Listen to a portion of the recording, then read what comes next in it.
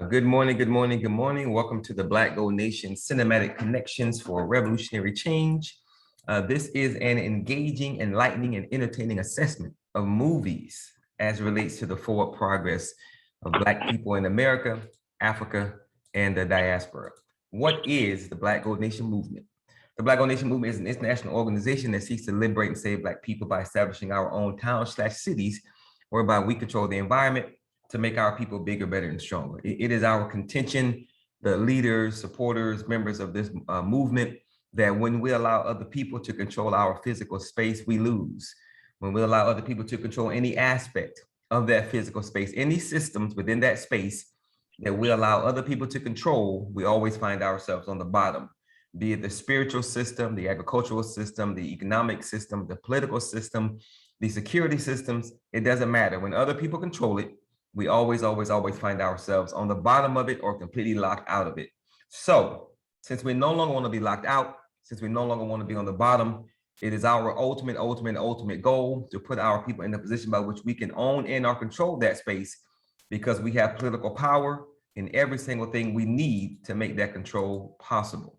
Why we came to be, based on the understandings, teachings, practices, and strategies of past and current organizations that our leadership has lived, studied, and or taught, and the need to continue doing, we build upon the successes minus the mistakes to provide our people solutions that work now, to implement a 100-year plan to build power.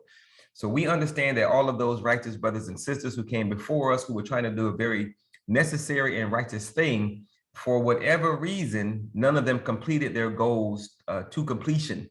That means that it is on us, those brothers and sisters who are alive and well today in 2021 moving forward. It's on us to pick up the baton and run our leg of the race as best we can. But of course, we cannot do that, or it would be foolish to try and do that without first studying and understanding what the race is about, how the race is ran, how the race is truly competed in, and what we must do to win. So because of that, we study. We studied those who have come before us. We learned where they were strong, what they got right, because all of them had successes that we can build upon.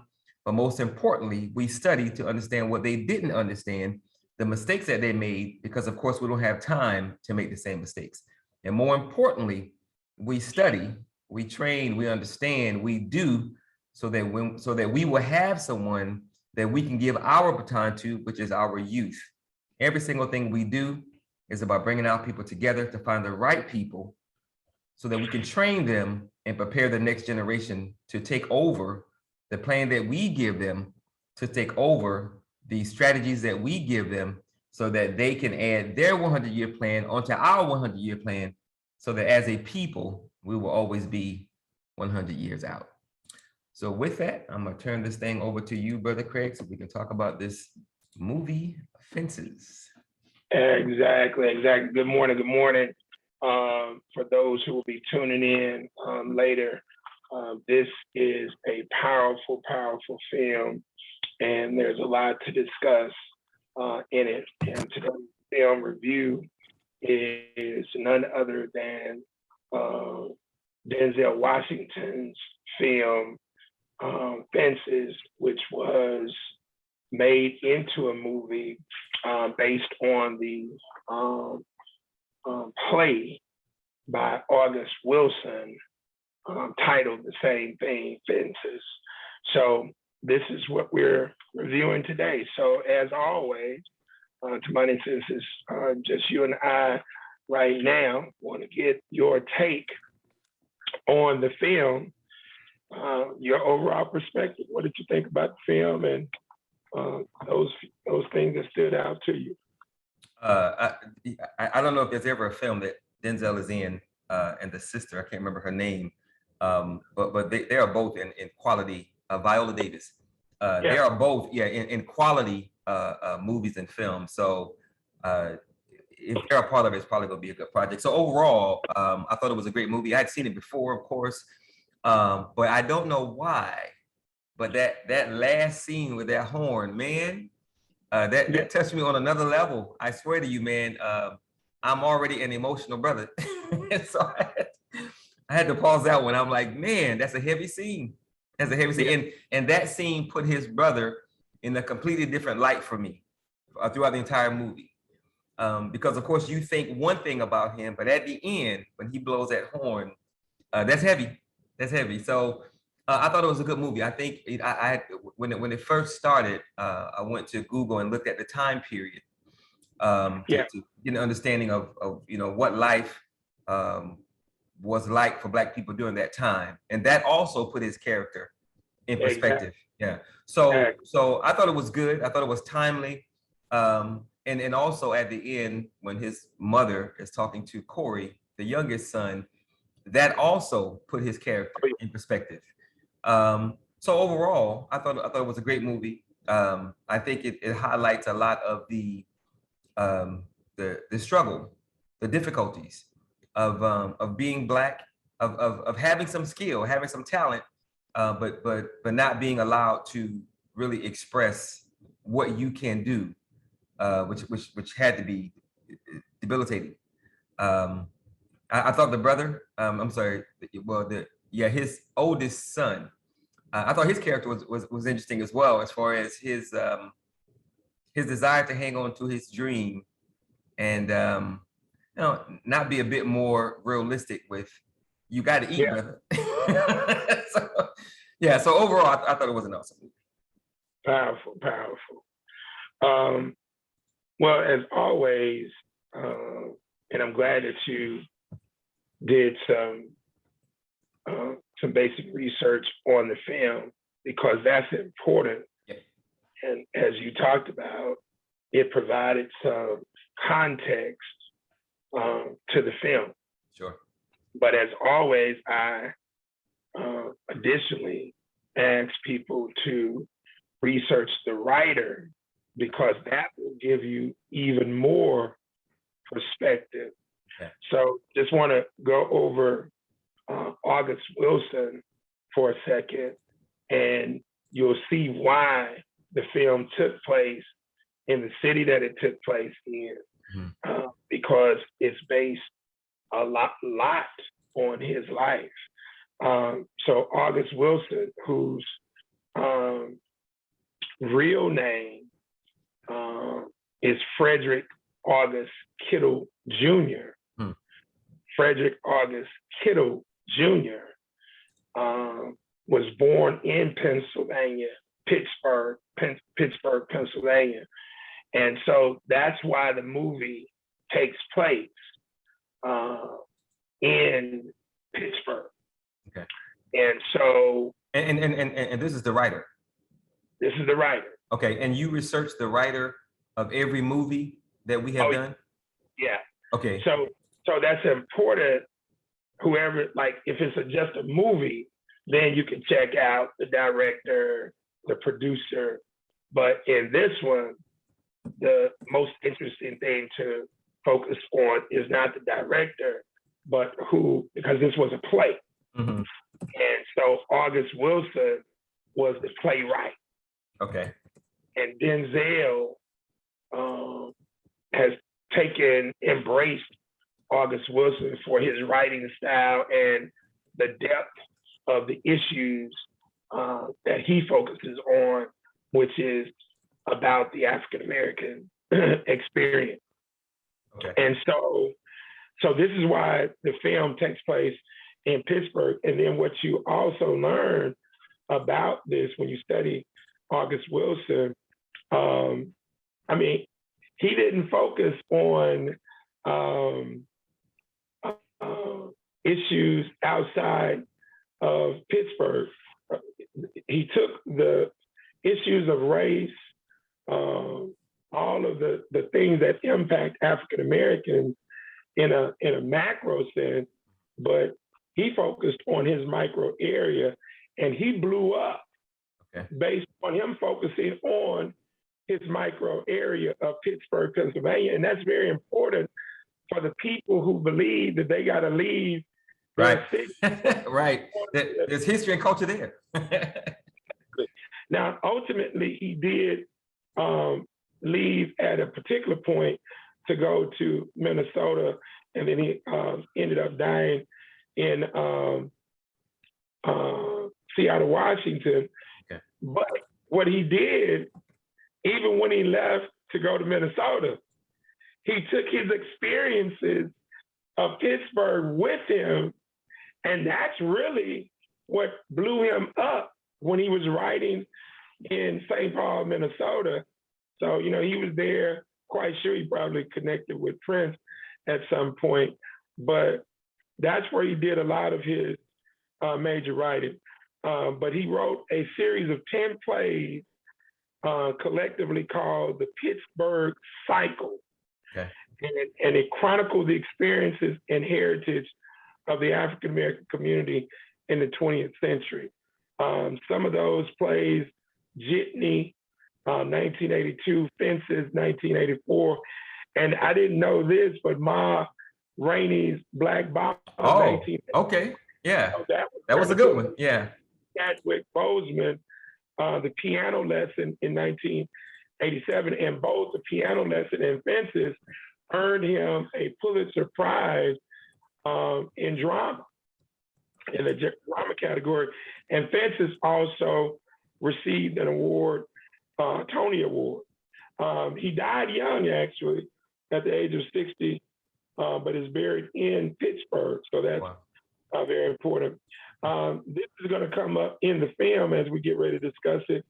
His dad, with one of the characters, his dad was a white German, and his mother was a Negro female from North Carolina. Her name was Daisy Wilson, hence the name, middle name, August, and his mother's maiden name, Wilson. Okay. And I don't know if they, married or whatever, but he initially did have the father's name, so it stands to reason that she could have been married. But he was the fourth of initially 6 children. And it says here that the mother raised the children alone until August was 5 years old. She married a gentleman that became his stepfather. So his father was absent for the majority of his upbringing. Mm-hmm. So that is featured in his film as well. And allegedly, as he tells the story, his maternal grandmother supposedly walked from North Carolina to Pittsburgh in a search of a better life. And you'll hear that metaphorically play in the movie. Right, you ain't walking no Mississippi. Yeah, exactly. Right. Also, it was very important to know that his biracial upbringing gave him many, many issues coming up. But he has a very interesting life, high school dropout, but he embraced learning via reading and writing. And that is very important when you come to understand why he had such impact. The ideas that he developed came from a lot of the books that he read. So he was this avid reader, and that shaped his overall perspective. So now we get into the movie. So first question I have for you is, what is the occupation? And we're talking about fences. Even before we get in there, let's look at the term fences. Why do you think, now that you know this guy is a avid reader and whatnot and a phenomenal writer, why do you think he titled his play, and ultimately Denzel kept the title of the play as the movie, Fences? Wow, that yeah. I guess the easiest, quickest way to say it is, I think that title was a metaphor for what the extremely light-skinned brother was saying about why his wife wanted the fence to keep you guys in, keep you guys together. But I think it was a metaphor for those things that we need to protect ourselves from, to keep things out, as well as the things that are important we need to keep with us. So you build a fence around things you care about to keep them close to you, but you also need fences to keep the bad things out. And I think you can look at that title as a metaphor for every character's life because they had things that they were trying to keep within themselves, as well as things they were trying to keep out as well. Especially with Denzel struggling. I remember after he told her about the baby, he was putting the fence up. So he's outside in the dark, in the rain, in the cold weather, working on building on that fence. And I think that was a metaphor for him trying to keep things together and keep things out.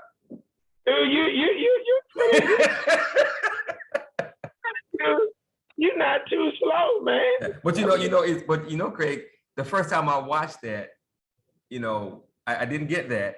And I only got it this time around because I had the feeling you were going to ask. So I was thinking, okay, well, he's probably going to answer. Let me figure out why it's called fences. You knocked that out the park. So you got the macro fence in terms of the physical structure. Yeah. And you're absolutely correct to keep protection first and foremost, to keep things out, and then also protection to keep positive things inside. But man, you knocked it out the park. Each one of the characters had goddamn fence. That's right. With the exception of Raynell. The baby, the girl, but each one of those characters had fences. That's right. And that, brother, you knocked it out the park because that damn sure is what the movie is about. Yeah. It's not just about the goddamn fence. At all. At all. Yeah. It's a metaphor. That's right. And man, that's a real good damn, right? Like he a goddamn me. So the movie starts with Denzel character and his friend. What is their occupation? Sanitation workers, sanitation engineers. Exactly. And that is, we're gonna discuss that because that's very, very important in terms of why he set the scene around that. Mm-hmm. What do you remember what they called garbage or trash at that time? Was it rubbish? Yeah. Now, goddamn well, we ain't never used that term. I was like, what? Yes, indeed. So Denzel's character's name is Troy Maxson. Mm-hmm. And I didn't know if that was Maxim, but it's actually Maxson, Maxson. Okay. And so that comes out. You remember what his friend's character's name is? Mr. Bono. I don't remember his first name. Mr. Was Bono. it John? Was it John Bono? No, Mr. Bono. They just always called him Mr. Bono. Okay. Now, I want to deal with his character first, just in brief, based on what we just learned about August Wilson. Do you now see why his character was who he was? I think so, yeah. Why? I think seemingly his character. Just from the aesthetics. Oh, from the aesthetics. No, I would have to go a little bit deeper, but no, not just from the aesthetics. Well, look at what I just read. August Wilson's real name is Frederick August Kittle Jr. Mm-hmm. His dad was a pale skin. Okay. So he inserted himself into the film through Bono's character. Because Mr. Bono was very light skinned. Extremely. Yeah. So that's what that was, because he wanted to juxtapose himself into the film through that character in terms of his biracial identity. Okay. And you can really see that through Mr. Bono's character. Okay. And Mr. Bono is very articulate and whatnot, even though he's down. But I want to just point that out first briefly, because when I read August's background, I said, oh, because I was like, damn, he put a real light skin very up in the mix. But that's where that actually comes from. So what did we learn about Denzel's character in the first few minutes of the film? We learn Because he's, the main character. huh? Since Denzel's the main character, Troy Yeah, Mason. yeah. We learn he's hardworking. He's grassroots. He is not a stupid man. Um, Intelligent, uh, committed to his morals, down to earth. And I think he understands. He has an understanding of the system because he talks about white people allowing you to do this and you do that. He's also not. I don't know if I should use the term upwardly mobile, but he wants better. He wants to do better, and he wants more. So I think that would sum it up for his character. And of the 6 factions, although we're going to probably add a 7th faction, where would he fall? 6 factions of African American descent, African descent. He probably could have been. I'm not sure if could have been his right word, but a hybrid. And I think if he had the opportunities, if racism didn't hold him back. But I didn't ask you about idealism. Oh, okay. Well, melanated grassroots black. You think he was melanated grassroots black or melanated grassroots Negro? He was conscious. Okay, yeah. Yeah, so he wasn't anti-black. He wasn't anti his people. So I'll say melanated grassroots black. Yeah, I would say melanated grassroots Negro, because although he had some awareness of the inequities at his job, the Negro part comes in because he still held all of the baggage from his childhood that now prevented his son from elevating and doing various things. So that's like a slave mentality. So he was hardworking. See, because remember, the melanated black person is an grassroots black person is an entity that, although they don't have all of the necessary skills to make a major business moves and things like that for the benefit of the masses of our people, they still are about the business of the liberation, empowerment, and advancement of the people. You can't be about liberating and advancing the people if you're trying to keep your damn son. And his whole premise was to keep his son shackled in a menial deal. Just go get you some certification and become a mechanic. Work at the store. But his son had bigger ideas about his life. So there's some practicality to him.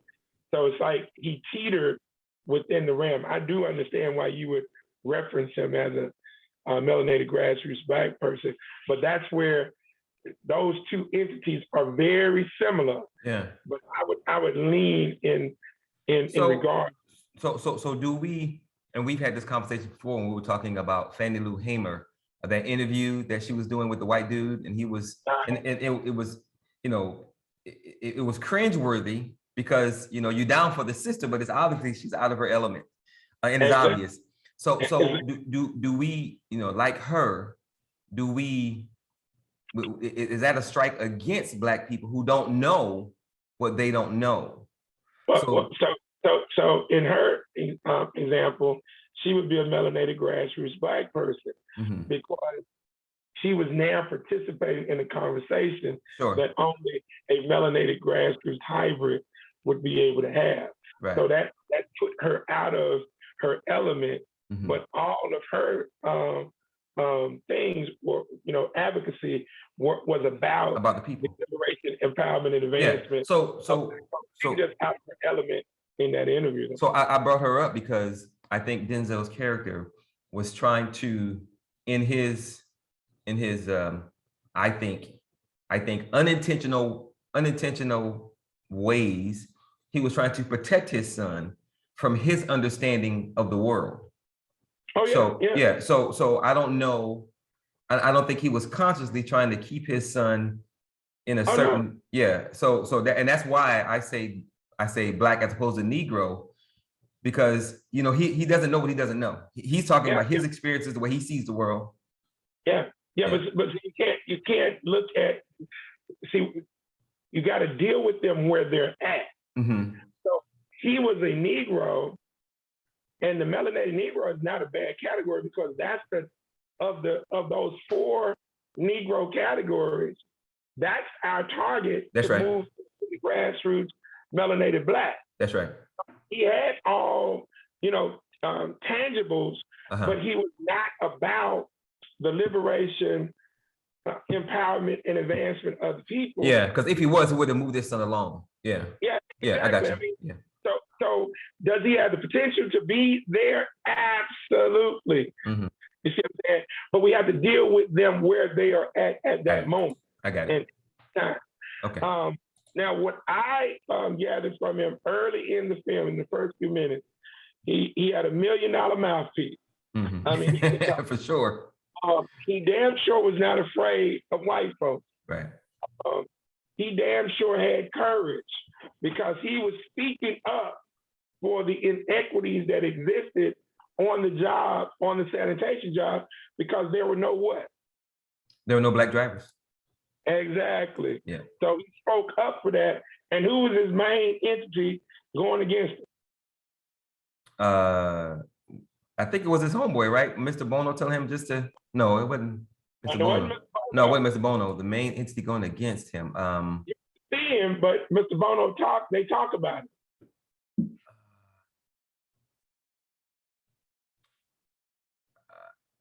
I don't know. I know they talk about other people. Was it the supervisor? It was another Negro, because the Negro got upset at him for fighting for. Oh, right. Yeah, at the beginning. Yeah, okay. I got you. Yeah, I remember that part. And so it was another Negro. Right. So you're battling the forces of white supremacy that's creating inequities on the job. And then because you speak up, that Negro, see, they're going to get it. He's going to get us all in trouble. He's going to get us all in trouble. They're going to get his ass. Going to get fired. Yeah. And then we're going to get into, well, we can actually discuss it now, in the grassroots advocacy realm, and especially, myself being called the troublemaker. Now, what do you find? The squeakiest wheel gets the most attention. That's right. Got to say something. So instead of him being fired, they now elevate him in his status. Yep. But why do they really elevate him in his status? With the status with the company. To maybe give the others the glimmer of hope that you too can one day be a driver. Yeah, that's true. But what else?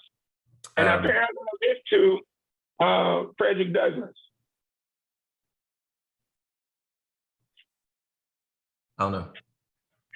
So if you go back to Frederick Douglass was being trained to be a grassroots advocate by none other than John Brown. Mm-hmm. John Brown was a for real deal, revolutionary advocate. That's right.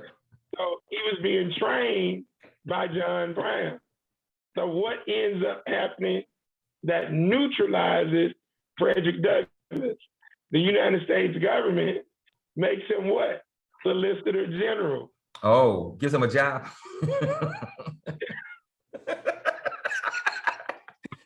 that goes back to the movie I'm Gonna Get You, Sucker.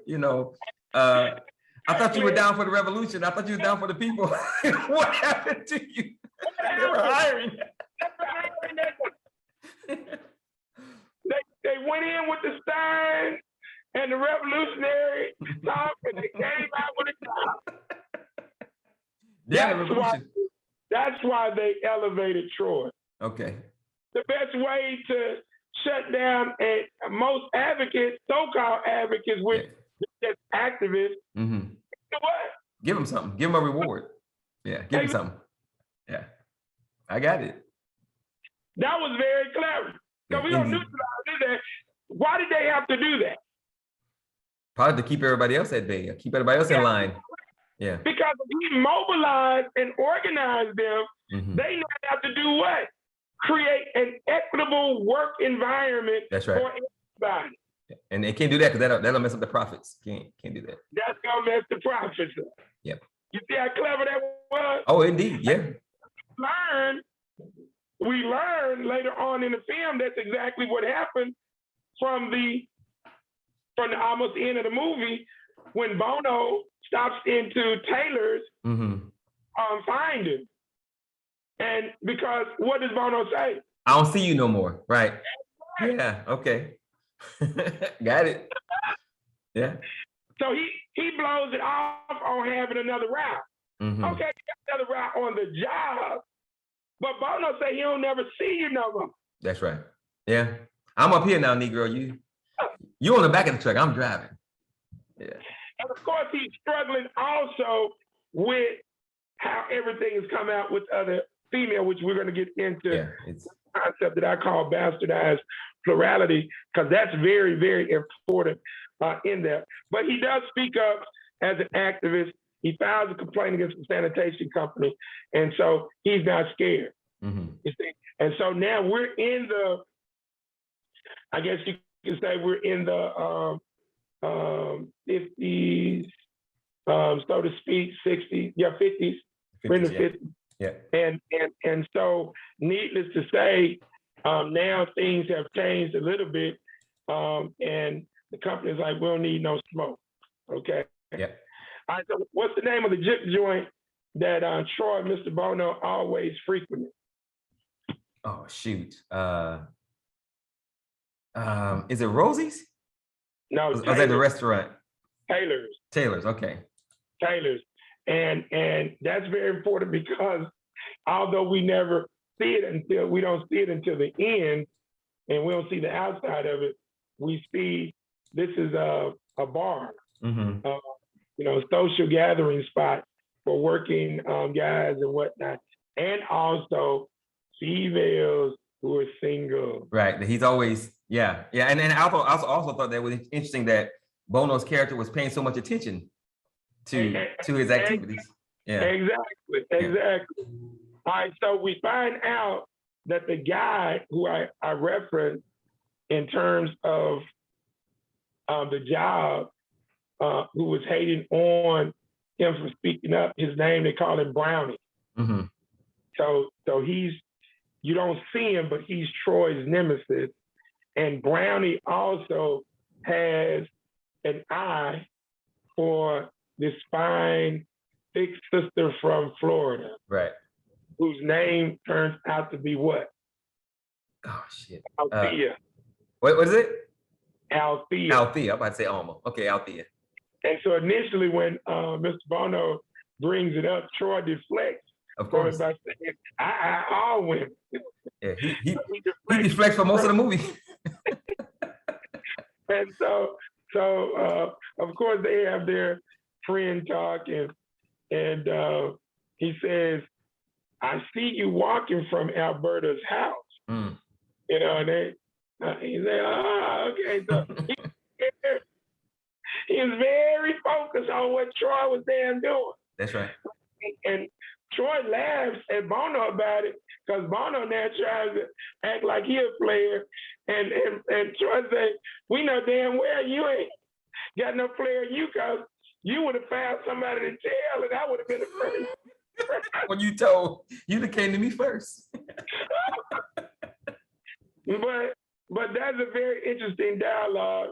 And so this was obviously a very, very attractive female. And you learn early on that this is someone that makes him feel good about himself. That's right. All right. So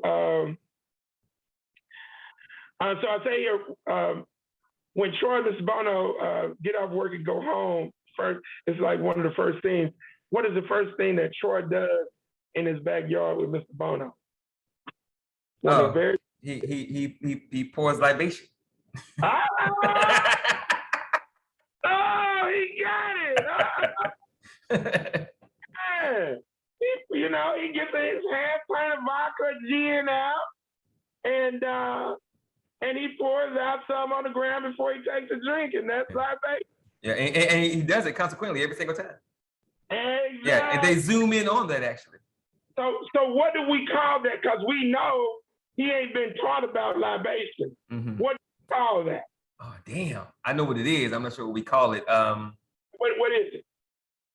It's our connection to Africa, our connection to our true selves. I'm gonna call it DNA memory. I don't know what we call it. What do we call it? I like that. That's a good concept for it. I call it cultural transmission or cultural transfer. I can dig it.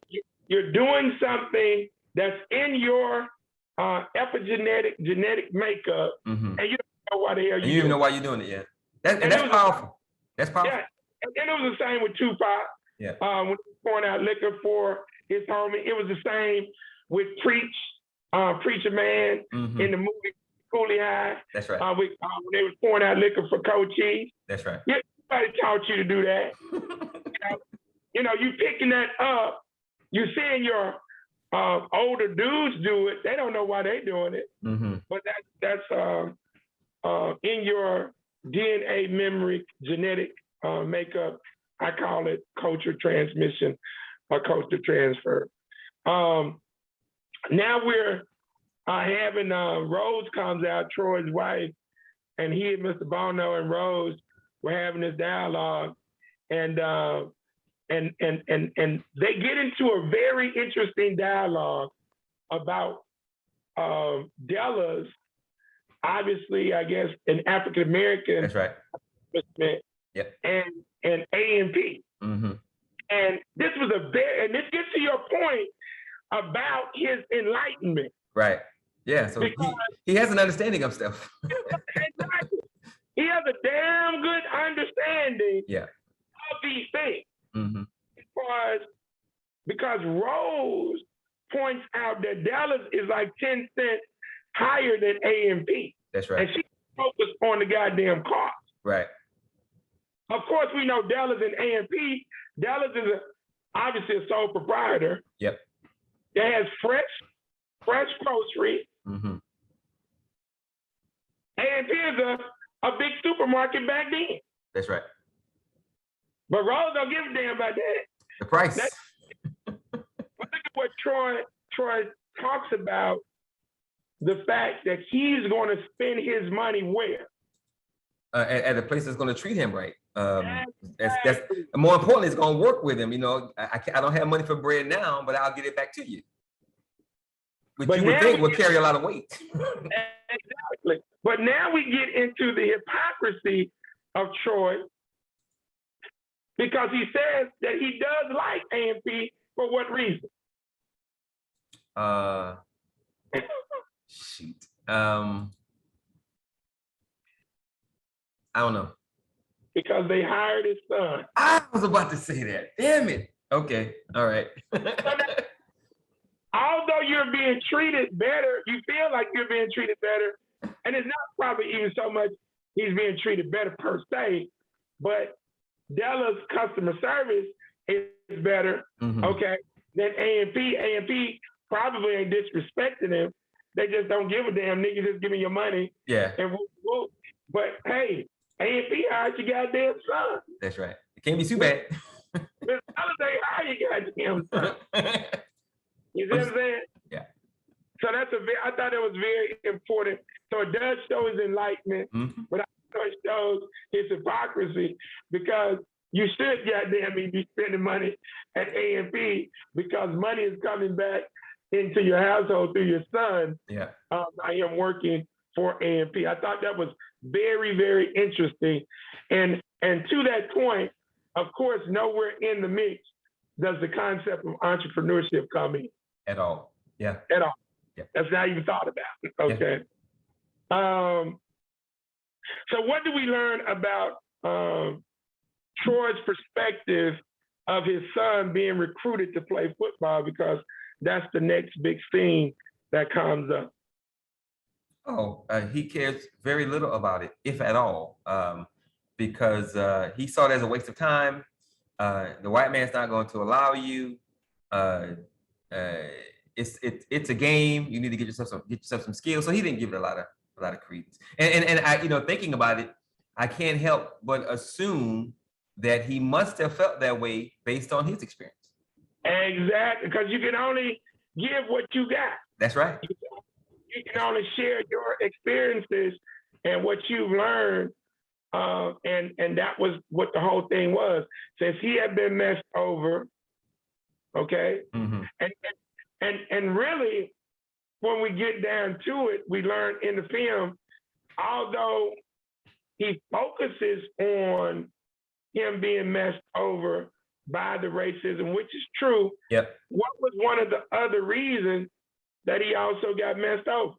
His age. And why was his age an issue?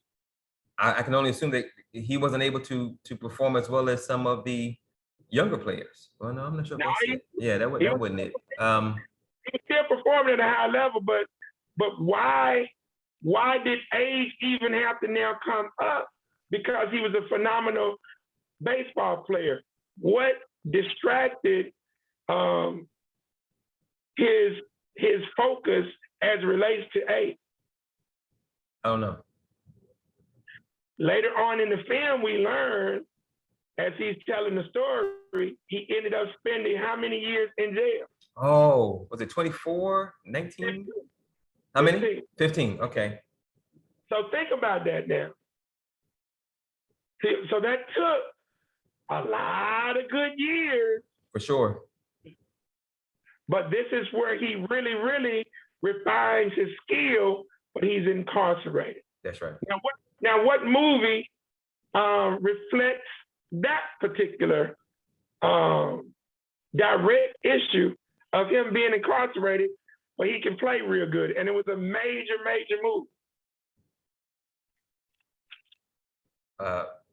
I'm assuming we have not done the review, right? Now, we haven't done a review on it. Okay. We damn sure do a movie review on this. Yeah. Eddie Murphy and Martin Lawrence, Life. Exactly. You remember? Yeah, Can't Get Right was just like Troy Maxson. Yeah, but Bokeem Woodbine. I love that brother. He's a good actor. Like Troy Maxson, but what happened for him? Oh, they came to get him. That's right. Which lets you know that, rules be damned. If those with power, which goes back to our meeting yesterday morning, which I was thinking about last night, because I came to the conclusion, I came to the realization that it doesn't matter what a person says they are able to do if they don't have those connections to power. It don't matter. Yeah. It don't matter, bro. Yeah. It's all about the relationship.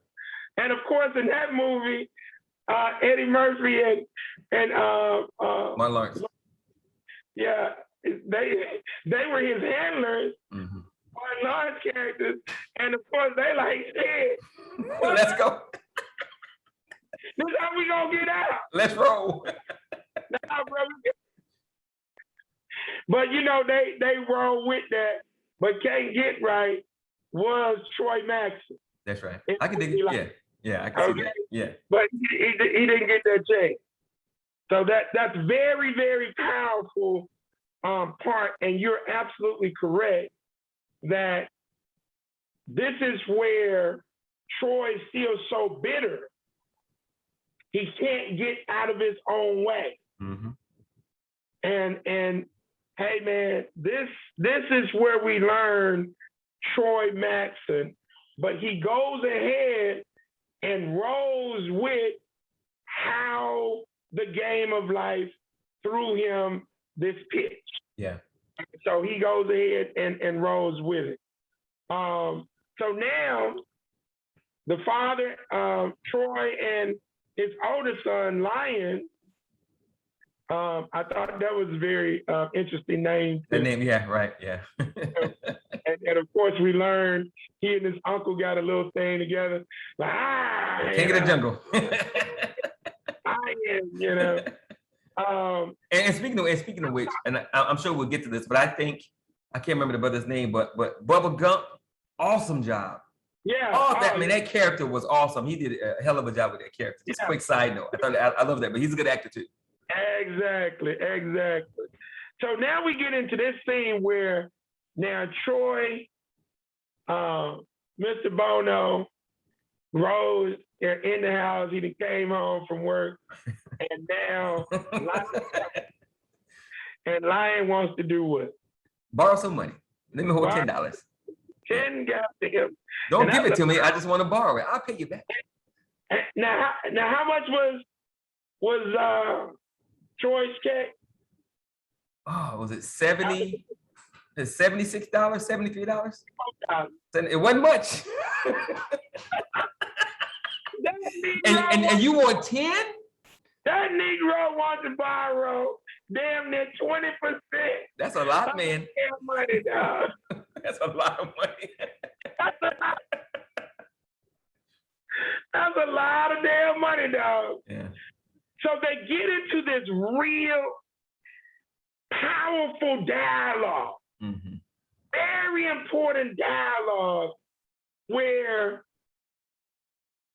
you kind of see Rose as the stepmother softening the blow for Lyons because, hey, it's beautiful, Lyons. You want to pursue your dream of music. That's right. Yeah. But we find out later in the film that his hustle, because now who was he running hustle on? Later in the film or at that time? Huh? Later in the film or at that time? Yeah, who was he running hustle on? He was in the club playing his music. Maybe his father? He was running hustle on his father and who else? I'm gonna say Rose because they're good nature. I don't know. Rose, yeah. They're paying his deal, but he was also running hustle on his wife. On his wife, right? Oh, his girl, yeah, because He running hustle on his wife. You said how or why? How? Well, allowing her to work. She's the breadwinner, not contributing. Yeah. And she was pregnant. Right. Yeah.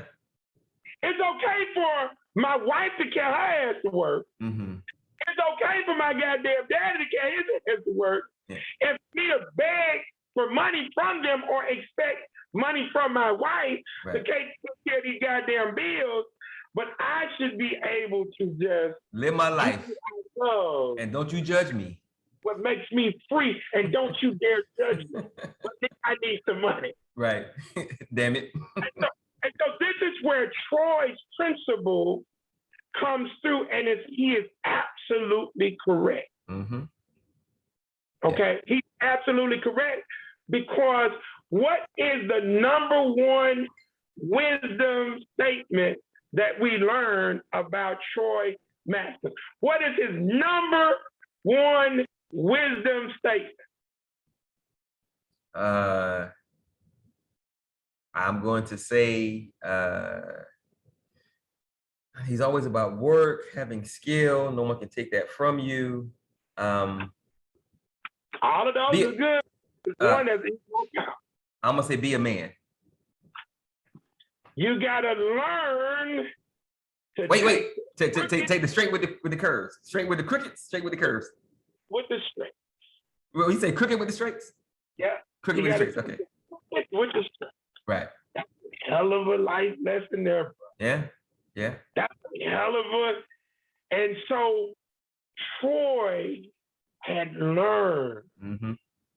And you know, there was a time where Rose cut him off after, and we're gonna get into that, where he finally comes clean about the other chick and the baby. And what is Troy doing? Man, that dude was masterful at explaining life through what? Baseball. Yeah. What do you mean? Using baseball as the metaphor for life. Right. Here he says, you gotta learn to take the crooked with the straight. That's right. Bro, that's gangster. Yeah. You gotta roll with them punches. And so he knew his son was playing game. And his son now, you know, digs a little deep. Oh, you don't know me, you know, whoop the whoop, and all this foolishness because you wasn't there for me. Right. And we learn why that is. Like, yeah. But now Troy lets know, dude, I see you. Why don't you come so I can get you a job that you can still goddamn play your music. Right. But what did his son?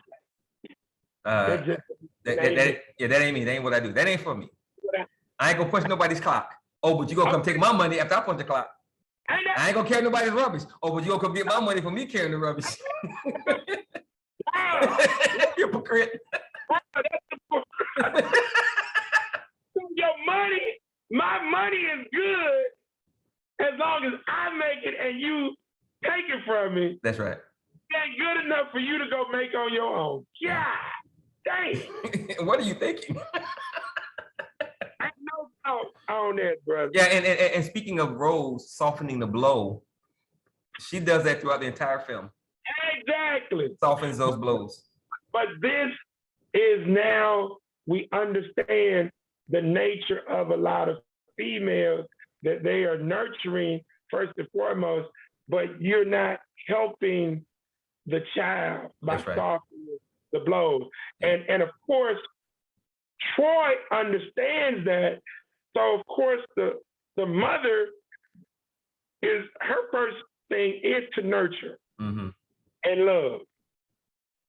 But you need to have some firmness.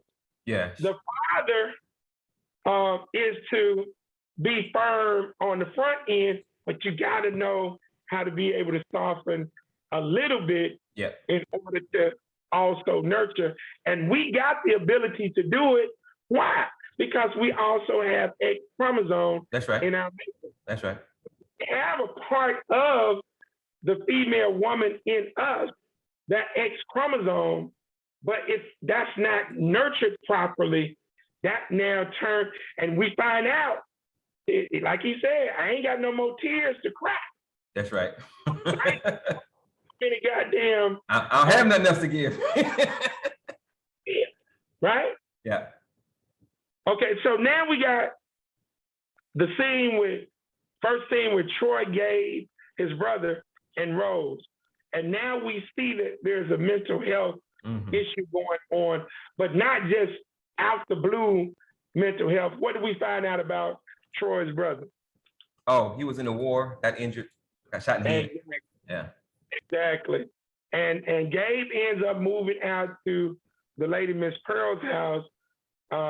He was injured in World War II with Japan, so he had part of his brain damaged or removed. And so, but this now becomes a major issue with Troy. And why is this? Oh, for one, it's his brother. Two, he's only able to benefit, move forward, get a house because of what happened to his brother. Exactly. Yeah, so that makes him feel a certain way about my ability to do. And my brother wasn't injured, I couldn't even do this much, and I ain't even doing it, and we're barely getting by. Come on, man. Yeah, heavy. A major thing. Yeah. He has a lot of anger because of the philosophy, yes, sir, the system, and the game. Yep. Capitalistic white supremacy. Yeah. Which is real. Totally real. Very, very important.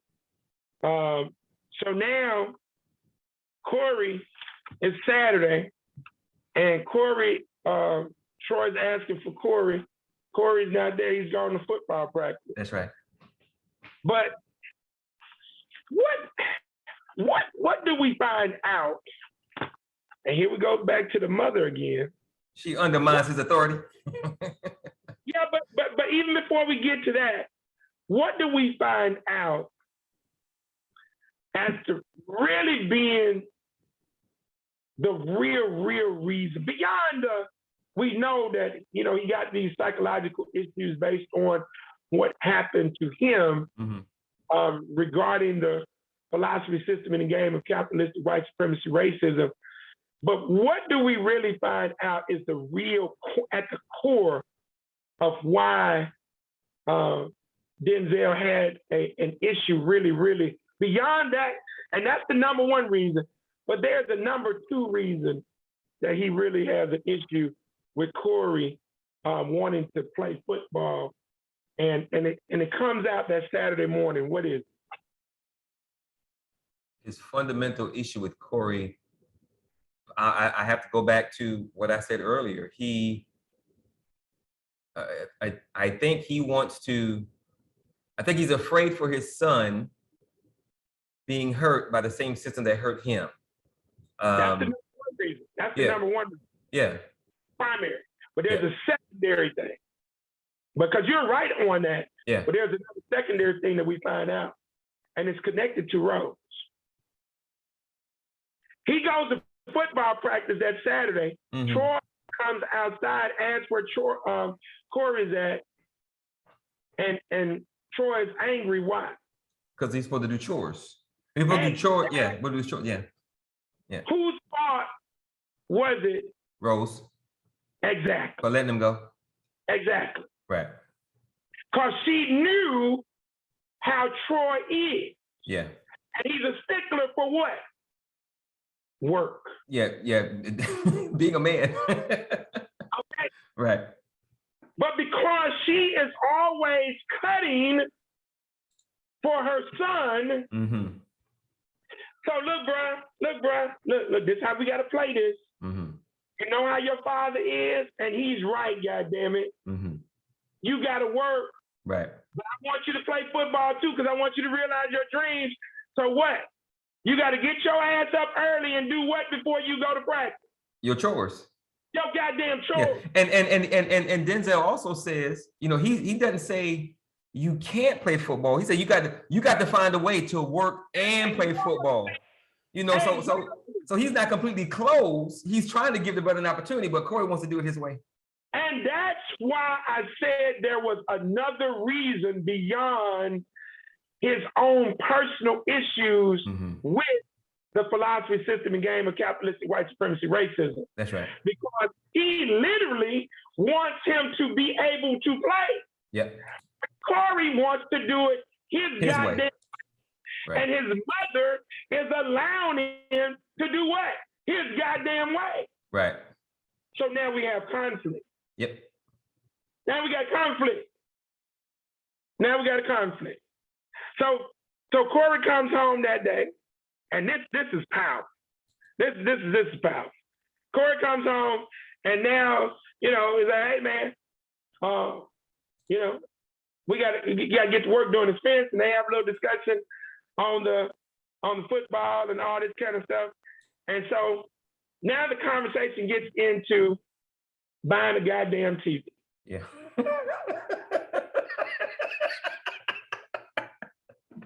Bro, this here was so powerful. So this is why I understand why you ranked him as That's right. a melanated grassroots black person. Right. Yeah. Because he damn sure got some enlightenment. Oh, no doubt. That's why I say the melanated grassroots black and the melanated grassroots Negro, they right there. Mm-hmm.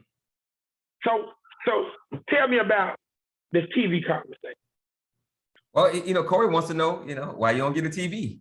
And he's like, get a TV for what? I don't need no TV. Everybody got one. How much it costs? $200. $20. You know how much this roof costs?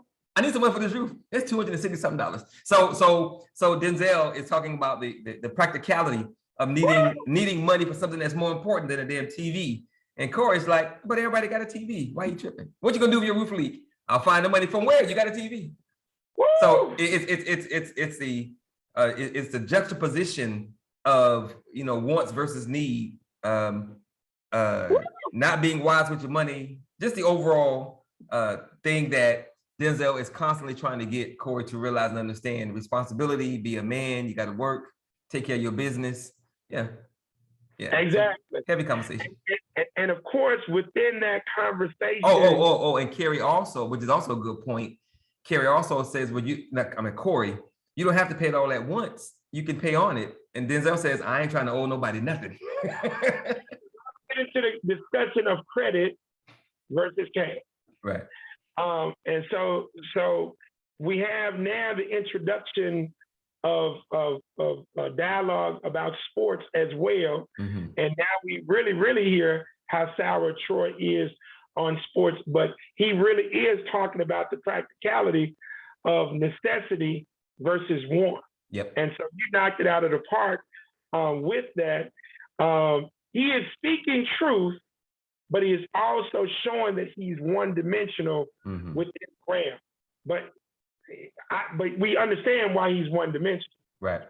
This took me back, brother, to the greatest life lesson that my mother taught me about the concept of necessity versus want when I was a child. Okay. And instead of a goddamn TV, the product that I wanted my mother to buy me was a goddamn big wheel. Okay, I remember those. God damn it, I wanted a big wheel. Everybody was gonna have one. So I said, Mama, for Christmas, tell Santa Claus I want a big wheel. I had to be around 6, 7, no more than 8 years old, because we were still living in Lakeside. Could have been 5. Okay. But it was the age of 5. No, it was damn sure between the ages of 5 and 7, because at the age of 8, that Christmas, we were in another neighborhood. And so, goddamn boy, Christmas morning, boy, I see this, what I'm anticipating to be a big wheel all wrapped up. And boy, I wake up and I start ripping that paper off, and I say,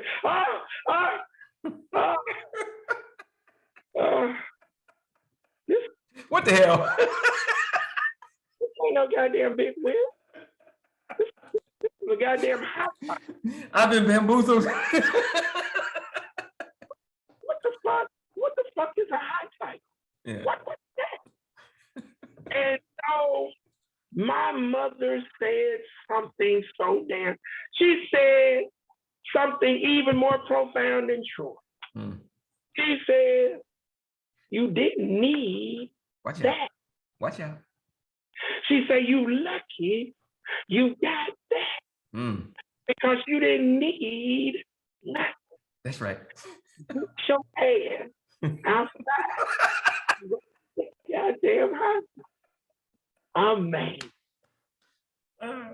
Because everybody goddamn outside The big wheel. got a damn big wheel. Right. I'm the only person with a goddamn hot cycle. And now, why is this the greatest lesson that my mother ever taught me? Because as I'm riding this damn hot cycle, day 1 to about week 2, I'm exploring the various gadgets on the hot cycle. That's right. And I got gadgets That they don't have. I ain't got. That's right.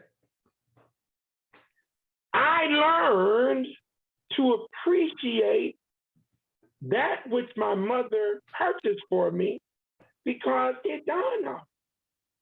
I wanted this. I desired the big wheel, Right. but I didn't need the big wheel. Sure. Despite what you thought. Yeah. Despite what I believe. Right. It was at an early age that I learned the value, the principle of the necessity versus want. From that point until now, about to be 54 years old, I didn't give a goddamn about desire and want. But what I learned, it's not that I don't desire things and want things, sure, but what I learned to synergize that which are desires and wants to what is necessary. And that's what you really, really want to do. So there was never a time ever again that I wanted or desired something that I would look to put my mother in a hole to get. Right. Because my mother was a single parent of two different fathers. And so that when I saw that scene, that reminded me of my life with my mother. And this is where we get the first glimpse, the announcement of this phenomenal, wise statement: you gotta take the crooked with the straight. That's right. But he breaks down necessity through the roof, and even gets down to breaking down how the roof deteriorates over a period of time. And you don't see it initially, but it starts to leak. And ultimately it becomes a goddamn leak. And so ultimately, a new roof would cost me $220, and the damn TV is $200. Why the hell would I go for a TV versus a roof when we need the damn roof? That's right. But based on the indoctrination, no doubt, of consumerism, mm-hmm. didn't give a damn about the roof. Yeah.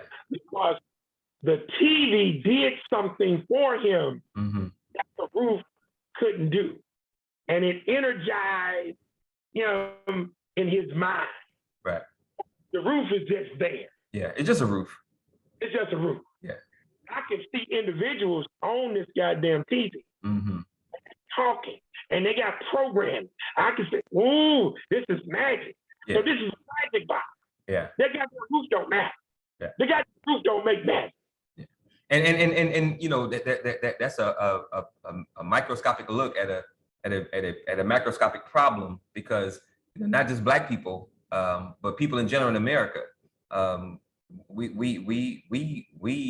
put what we want above what we need all the time, because we've been indoctrinated with this capitalistic system of have it now. Exactly. You don't need to save your money. You don't need to be able to buy cash for it. Anything you want, you can have now, and you can make these little payments for 15 years for some furniture.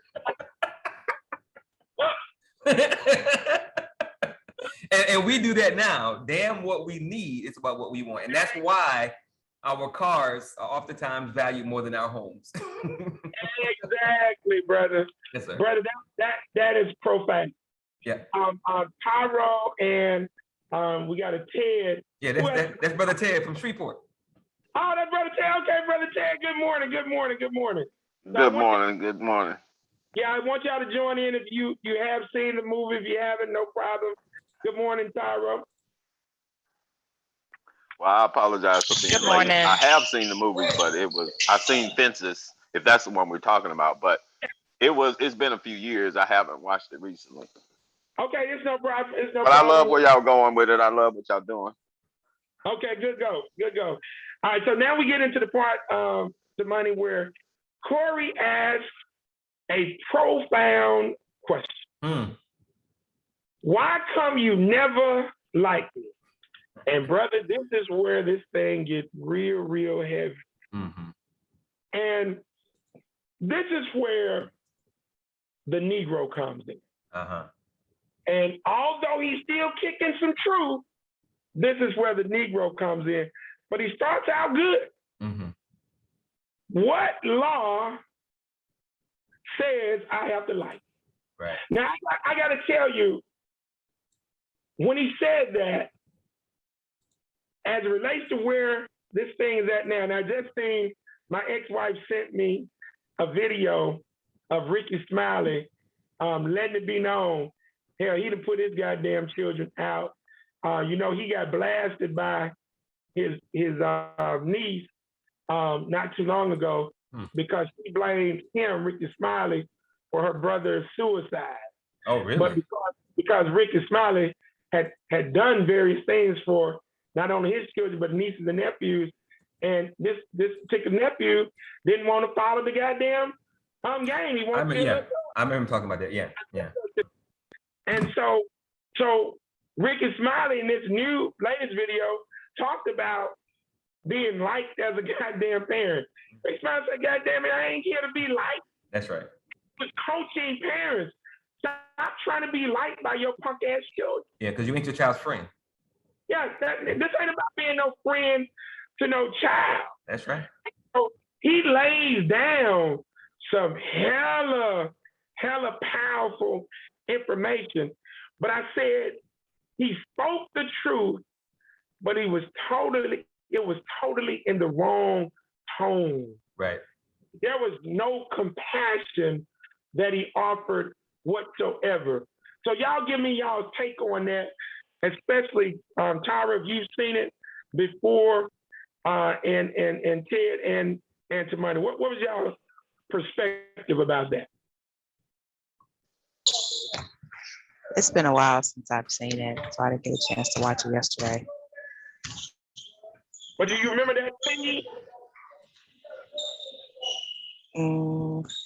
No. Okay. You It's no call- problem.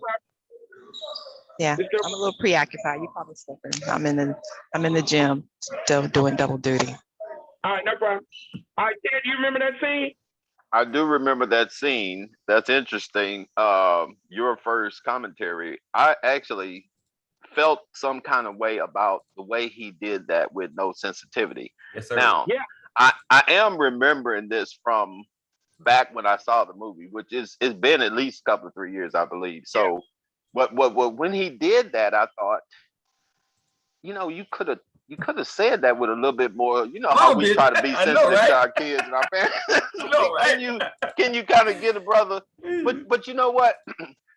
Now, as I think back on it, and even thinking of my view and how I felt, the kid was, let's say Corey is, I think y'all saying what his name was. Let's say he's 15 years old.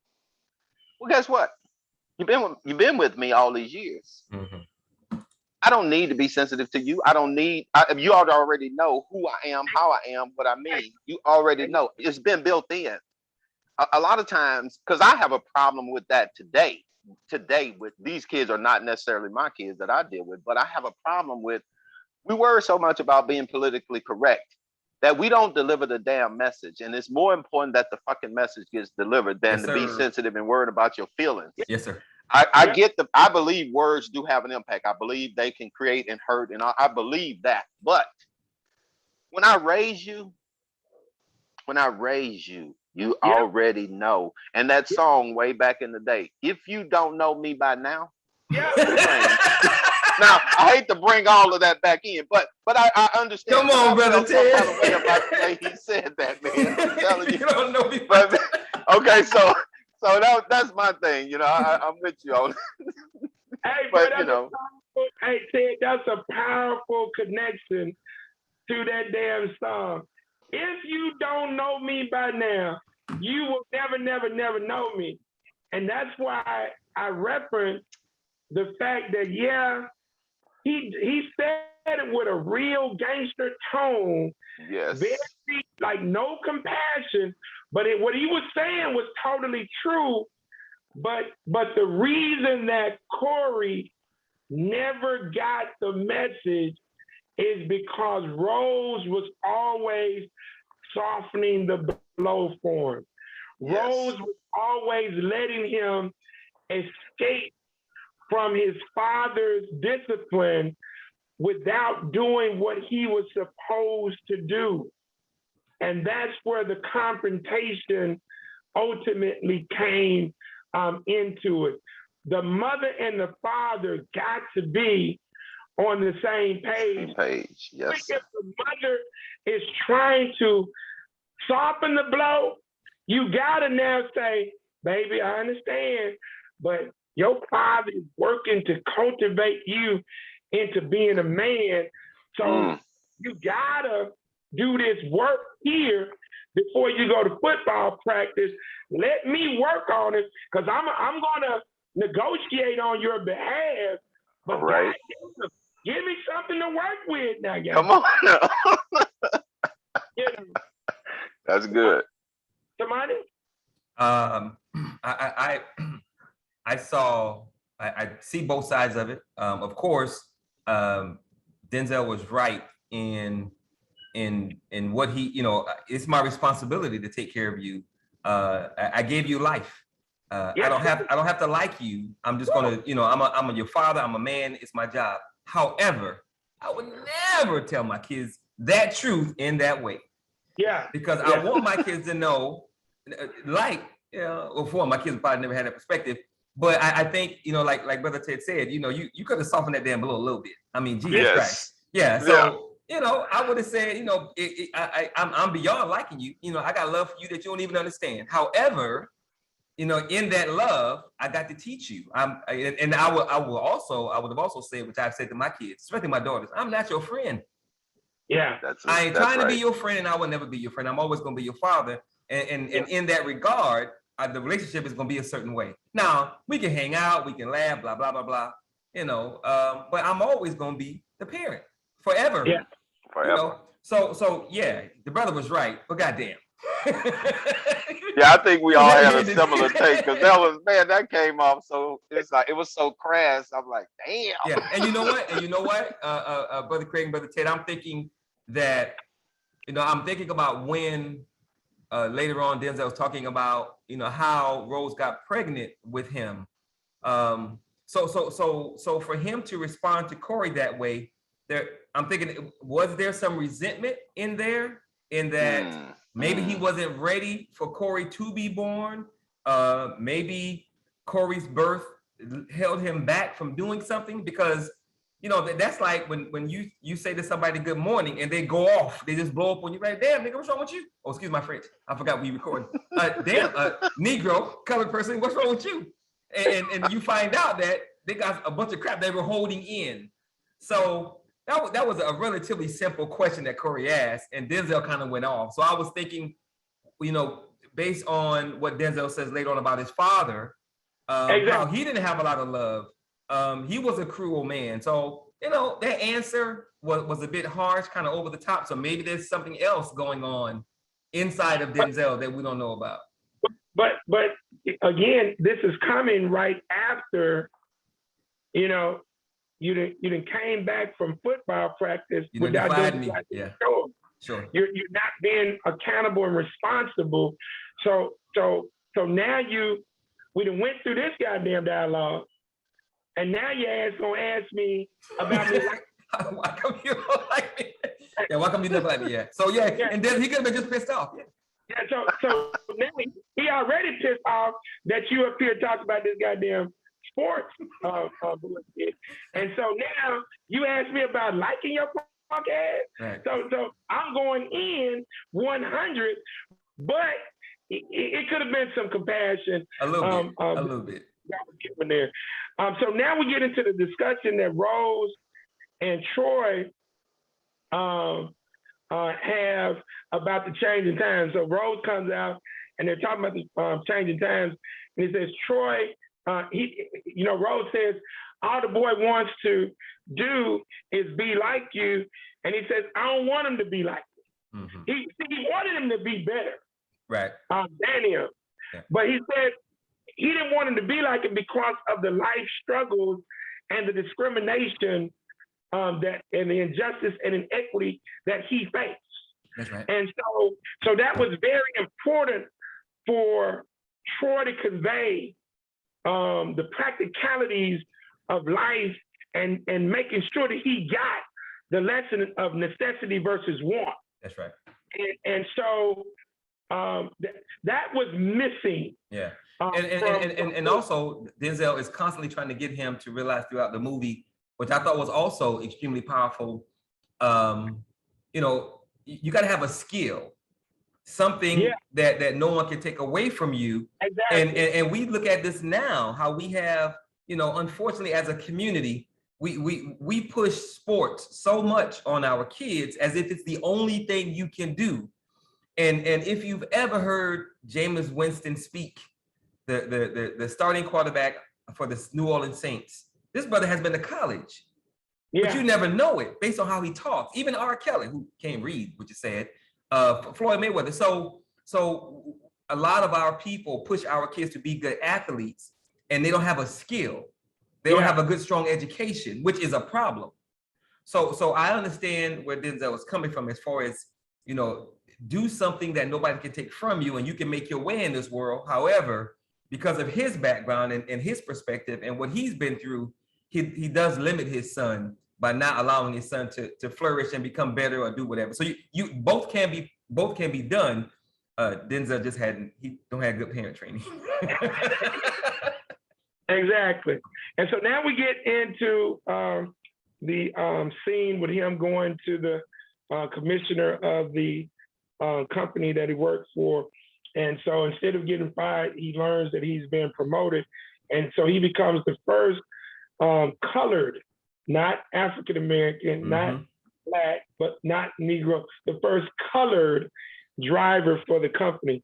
And this is a great scene because now he comes home to Rose, Mr. Bono, Rose, and of course his son comes in. This is a great scene to discuss it. And now we really learn about how gangster Troy Maxson truly is.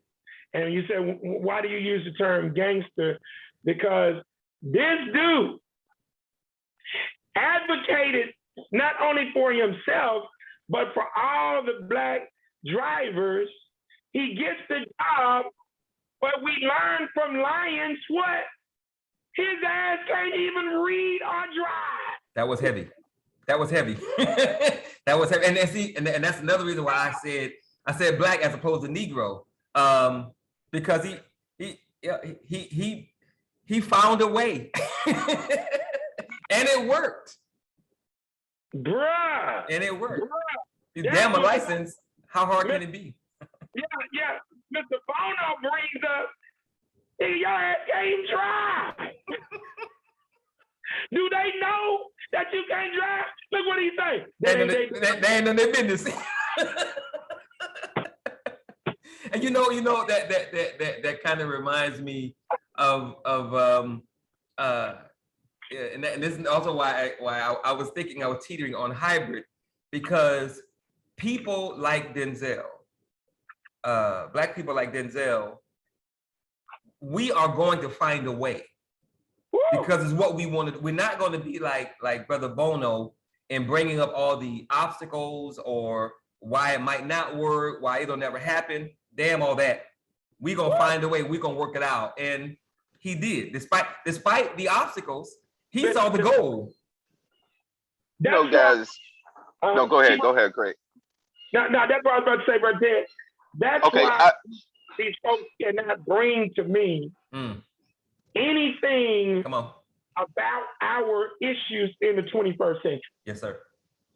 I remember telling my first wife when before we jumped the room, and she would always complain about her damn job, and she had a second wreck and damn near died, but the Creator spared her life. And that day I was in New Orleans, and she said, Craig, what is God trying to teach? And I didn't want to get into it with her answer at that point, but I called my business partner, and my business partner said, Craig, is Micah aware that every time she doesn't follow your lead, the Creator damn near kill her ass? Come on.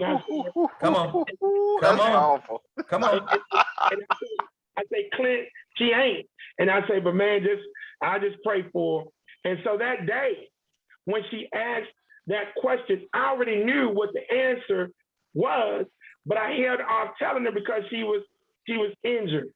And so she was going through rehab, and I was going down there to check her out at the hospital, and she was complaining again. And boy, I was about to goddamn go off on her ass. And she said, she caught herself, and she said, man, God just told me I got to trust. I said, whoa, but girl, I'm glad I ain't have to cut your ass out. and look, so she before the wedding, she was still complaining. And so I wrote her a letter. And I wrote her in the letter, it was so deep, but in the letter I say, if you embrace the struggle of our ancestors, you would know, goddamn it, you don't have a right to complain. You ain't never had to work in the sun barefooted, picking no goddamn cotton, sugar cane, or tobacco. Come on. You have to be under no constant threat of being raped every goddamn day. You ain't going through a goddamn thing. Period. Make it plain, brother. Period. And so I laid it all out, and I said, not only do you not have a right to complain, I don't have a right to complain. I said, we don't have a right to complain. I said, you must. I didn't, and this is like 2004. This is before the movie came out. I didn't call it crooked and straight. I said, you must learn to embrace the obstacles, your obstacle course, because life has an obstacle course, and you must embrace it. And guess what? Your goddamn obstacle course ain't never gonna stop. That's right. Because the Creator is controlling your life. So you got to learn to embrace that. And it was just amazing as it relates to that. Okay, brother Ted, go on and knock it out.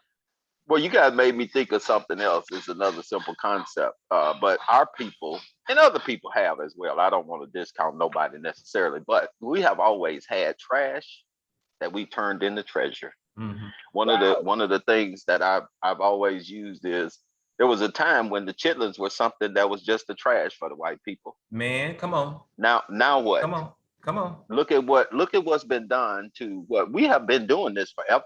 brother Ted. And I Everything we wish do, brother Ted. Come on. exactly. When we put look here, I used to tell people in a certain circle that I rolled in, I used to say when you bring, you know how when you make a cake, when you make food, you have to add salt, you have to add this or that. Yeah, Black people always bring flavor. yeah. That's right. We bring the spice or the seasoning. We Yes, sir. always change whatever it is we put our hands on. We generally make it better. And that's not to say the things that go south and what we do, that's all, it ain't discount none of that. But when you add, the black makes the white show up better. Okay? Yeah. If it weren't for, I mean, you just got plain white, what the hell is that? That ain't nothing. Black makes it look better. I say that all the time, man. I say good, bad, or otherwise, Black people are gonna take it to another level. Exactly. Because it's what we do. And I also say this would be a boring ass planet if we weren't on it. Exactly. Now imagine if we got serious about empowerment and freedom. If we got serious, brother. That look here, man, Tamani, that goes to my ideas and thoughts. I'm telling you, and this is not necessarily to stroke you and Lord per se, but the way y'all put the book together, man. If we can sell this idea about, look, we need to get people to read this book. Yeah. I mean, hell, and whatever we need to do to incentivize, because it puts us on a certain page to say, hey, look, man, we can just start targeting these specifics. But man, when you put Black people together, and if we stop being just fingers and make that fist, the impact we could have, because we have the potential, we just don't seem to unify. That's our struggle. Yeah, without a doubt. And Ted, you also just hit on something that I referenced with Tamani before you and Tara got on the call, and you referenced the trash. See, in a movie or a play or a book, the writer doesn't just bring up something just because. So the trash is not just by chance that the occupation of Troy and Mr. Bono are sanitation workers. Trash is being used as a metaphor just for what you just stated. Another man's trash can easily be a man's what? Treasure. Exactly. So when you just brought up the chitlin, remember that was brought up in the film, not chitlins, but pig's feet, because Mr. Bono's wife was cooking pig's feet and Rose chicken a particular day. So the trash is a metaphor within the film as to what now is being discarded. Fences is a metaphor in the film for what is being protected, not only or kept out or kept in, not only from the physical aesthetics of the house, but also personally around everybody's thing. And so that's a great point. Now we get to the important scene with Troy, Mr. Bono, and Lyons, Troy's son. And Mr. Bono talked about, now they get into a brotherhood discussion about chattel slavery and Jim Crow segregation. And you say, wait a minute, slavery was never mentioned in the film, but yeah, it was. It was mentioned as a backdrop to what? Fatherhood. Because now they get into the discussion where Troy tells Mr. Bono, yeah, Mr. Bono, because you know about that with your father. And Mr. Bono say, I never knew my goddamn father. Papa was a Rolling Stone. But here's the term that he used. He said the old people used to call it, being a Rolling Stone, searching out new land. Searching out new land. And the new land being what? Another female. A woman, yeah. In order to do what? Plant seeds. Right. He said, so because I didn't know my dad. And so this discussion starts to form the important element of fatherhood. And interestingly enough, when you research August Wilson, guess what? Although his father was pale skinned, his dad was not in his life. So this is a critical point, and this is how, Tamani, I can tell you why he put Mr. Bono in that skin pigmentation. Because Mr. Bono is the one whose dad was not in his life. Right. August Wilson's dad was not in his life. Got it. He said he was occasionally there, right? Yeah. And that's August Wilson. So August Wilson is showing himself through the play, through the film, through Mr. Bono. And so Mr. Bono also, because Lyons is getting, like, now he's about to learn about his dad. Right. Because Troy has done what his whole life with his son? He's done what? Kept up fences. Okay. Yeah, barriers. Yeah, no doubt. Lyons never knew his upbringing. Right. Lyons never knew his story. Right. He now, Bono references a concept called the walking blues. That's another concept of being popular with the Rolling Stones. That's right. Searching out new land and walking blues. Right. So now we learn that Troy's mother left his father. Now there's a scene with Gabe at a headstone that said mother. Right. Now I don't know if that is, you know, his. You kind of like gotta think that that was who that is. Right. Sure. Remember, Troy left home in 1918. Yeah. 14. Huh? He was 14 years old when he left home. 14 in 1918. Yeah. That cemetery headstone said 1917. Follow me now. Okay. I don't know what that really meant. I don't know if the father ends up killing the mother or she ends up leaving and dying. But at the end of the day, I'm thinking the mother ends up dying. Okay. But he never knew what happened to his mom. Yeah. But he said that's because the father was so evil. Yeah. So Troy's son had no problem walking away because he's always been like, hey, your dad should have just left. And Troy like, how the hell he gonna leave? He had 11 damn children. All these kids, yeah. Because although his dad was an asshole, his dad understood responsibility of working. That's right. That's why I'm saying they were discussing the byproducts of what? Chattel slavery. Right. And you know, and that is probably why Denzel responded to Corey the way he did when Corey said, why, how come you never liked me? Because Denzel was thinking, my dad didn't like me, but he was responsible enough to raise me. I ain't gotta like you. That's all I know. Same replay, and now Troy gets even deeper to tell the story about how his father abused him and tried to do what? Rape his 14-year-old girlfriend. That's right. And so Troy talks about how he picked up that damn horse strap and started whooping his daddy's ass. But the next thing he knows,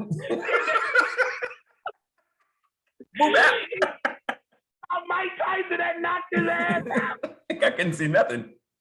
He said, I don't know what happened, but when I woke up, I was hurting all over.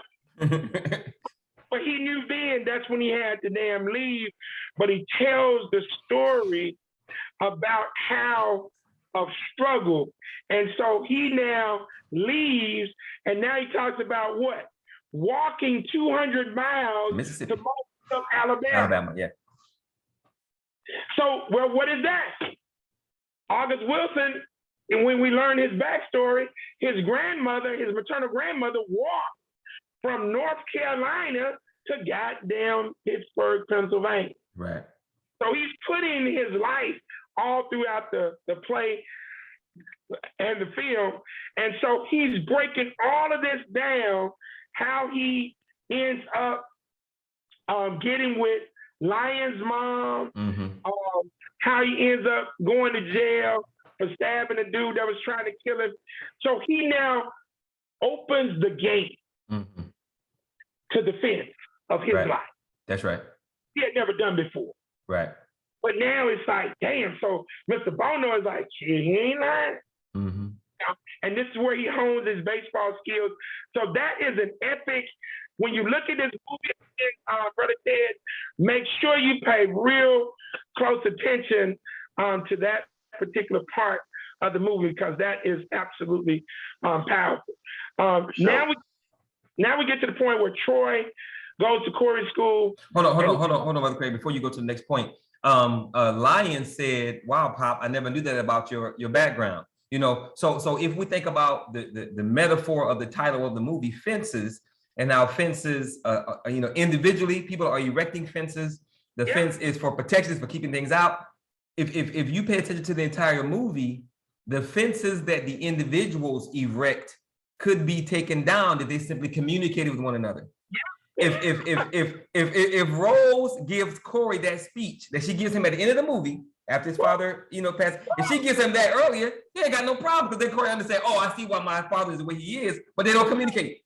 If Denzel talks to Lion about his background, Lion might have a better understanding, and the relationship is different, you know. So you know, we can take from that it's very, very, very important that if we're going to be a family, if we're going to be a tribe, if we're going to be a nation, goddamn it, you got to communicate, because these fences that you're erecting, these walls, it hurts all of us. Come on, brother. And on that note, I'm going to declare freedom, and I quit. It not only I like it. It not only keeps bad things out. The fence not only keeps bad things out, it keeps good things out. Yes, sir. It not only keeps good things in, it keeps bad things in. That's right. And that's what we see with the concept of the goddamn fence. Okay, that's what we see with the concept. But let me mess you up, because I know you ain't pay attention to it. What type of fence? Okay, the fence that he erected was on the side of the house. Right. In the backyard of the house. Chain link. Ah! Come on. Now, why was that a chain link fence versus a straight up wood fence or some wall partition? Man, this is a stretch like an MFer. So I'm gonna go with, maybe, since the fence, the fence in the back is chain link, maybe that back represents the past, and the fence of the past is what it is. You can't get past it. I'm reaching, but that's all I got. Well, it's good. You're on point with the first part. It represents the past, and though it's a fence erected, with it being a chain link fence, you can see through it. See through it. You can see through it. There you go. We can see your punk ass. That's right. I could see the promised land. Yes, sir. Yes, I sir. can see the other side. That's right. You can't really hide, brother, because although you're trying to keep us out, although you're trying to keep situations out, we can see that you're fractured. Mm-hmm. We can see that you also got good characteristics, but we can see through your past. Yeah. You got some issues. Sure. Because I say, well, goddamn, why is there a chain link fence there, cyclone fence, but he's putting up a wood? And did you pay attention to the type of wood? Yep. Yeah. Look at that. Denzel, Mr. Bono say, man, why you putting up this goddamn good wood? You can get regular pine wood. Mm-hmm. They say pine wood you put in the house. That's right. But this wood got to be able to do what? Withstand the weather? Withstand the elements.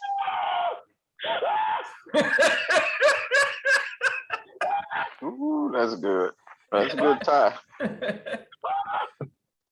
The goddamn wood gotta be able to withstand the weather because there will be turbulent storms that come in your goddamn.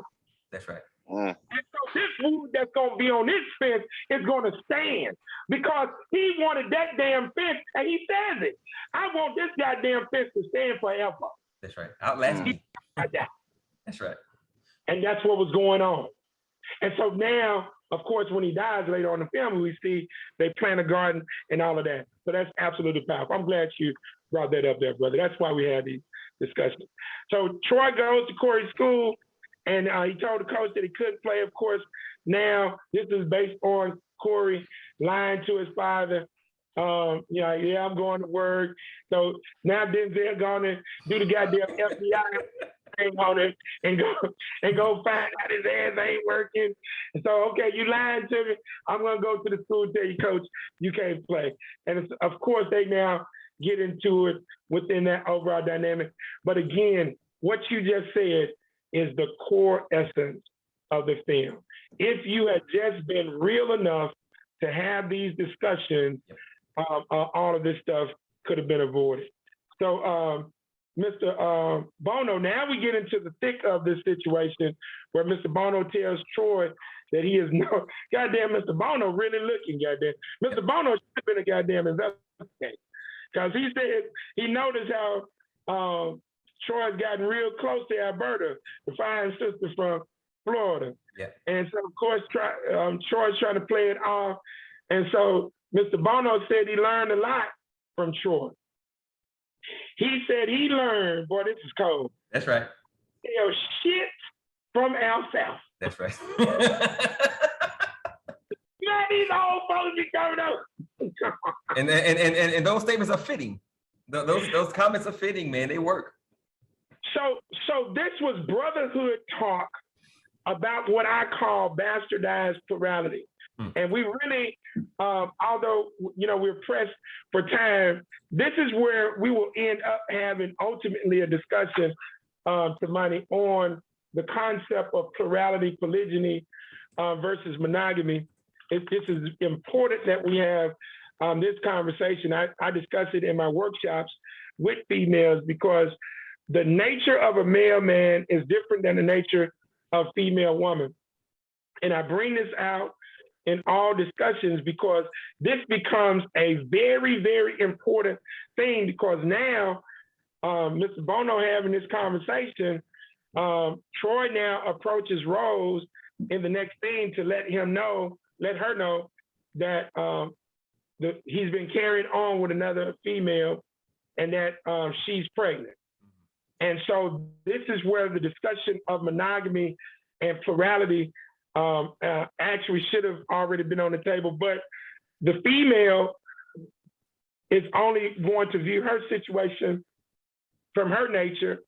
The male is only going to view it from his nature indirectly, but he's trying to fit his nature into that which has been introduced to him by the system. And this is a critical issue that we are going to have to confront and deal with. And it ain't an issue of money, status, and materialism because the rich cats, same issue that leads to all of these separation, divorces, and whatnot. And now what we have a serious bastardized version of this going on because the number one thing about this issue comes into play with responsibility and accountability, because if you really understood what my concept of plurality is, that you have to be accountable and responsible to each and every female or woman you're involved with, not just monetarily, but spiritually, culturally, educationally, economically, socially, and politically. And you have to now cultivate, nurture, and provide for each child that you bring into this world with That's each right. one of them. That's right. And each one of them got to have their own separate dwelling. It don't mean that the female don't work, but if you're going to be the leader, you got to be the leader in each household. That's right. And this is something I teach females. And I remember the first time I brought this concept to the table with some males at a bachelor party, man, them Negroes said, nigga, are you crazy? That's a lot of work, man. We just would rather lie to him. That's a lot of work. So give me y'all perspective on that, Ted and Tamani, the concept of what I'm calling, because my concept of plurality, legitimate plurality is different, slightly different than polygamy. But give me y'all take on this particular scene as Troy talks to Rose about this other female. Let's welcome Sister Ashley into the call. She's another member in Houston. Cool. And she also made it to her first Revolutionary Code this past Thursday, and she enjoyed that. Yeah. Good go. So what's your take, Brother Ted? Well, I did not remember that particular scene. Okay. So I got some reservation about speaking to it directly, but as it relates to the subject, okay. I try to be, we do a lot of politically correct type of statements. And one of the things I do push is we got to do the hard communication. I like to try, and I wasn't always this way, but I like to try and listen to the female. I have an ex-wife, a second ex-wife. I had a first one and I had a second one. I don't have a third, neither. Yeah. But one of the things my second ex-wife taught me through the process was she complained about so much stuff that I did wrong. And I started to look at myself over and over saying, damn, I did not know I was this messed up. I didn't know. I was like, man, I'm trying to be, I call myself trying to be a good guy, a decent guy. I actually was raised well. My mom did a good job raising us, teaching us. And I thought I was doing okay, but listening to my ex-wife, man, I was back and forth. I just, over the years, I realized every time I do something that you say I'm not doing, I start doing the thing you say, but it still ain't enough. I keep still messing up. It's still messed up somehow. And I felt like something I had heard or learned in the Bible where, it's like the wind and the wave, you toss to and fro. So I said, babe, you made me pay so much attention that I have learned about you. I've studied you. Yeah. And I could push and pull her trigger. I could make her smile. I could make her cry at will because I paid attention. I listened. I listened not only to your words, I listened to your actions. So I let my eyes hear just like my ears would. Yeah.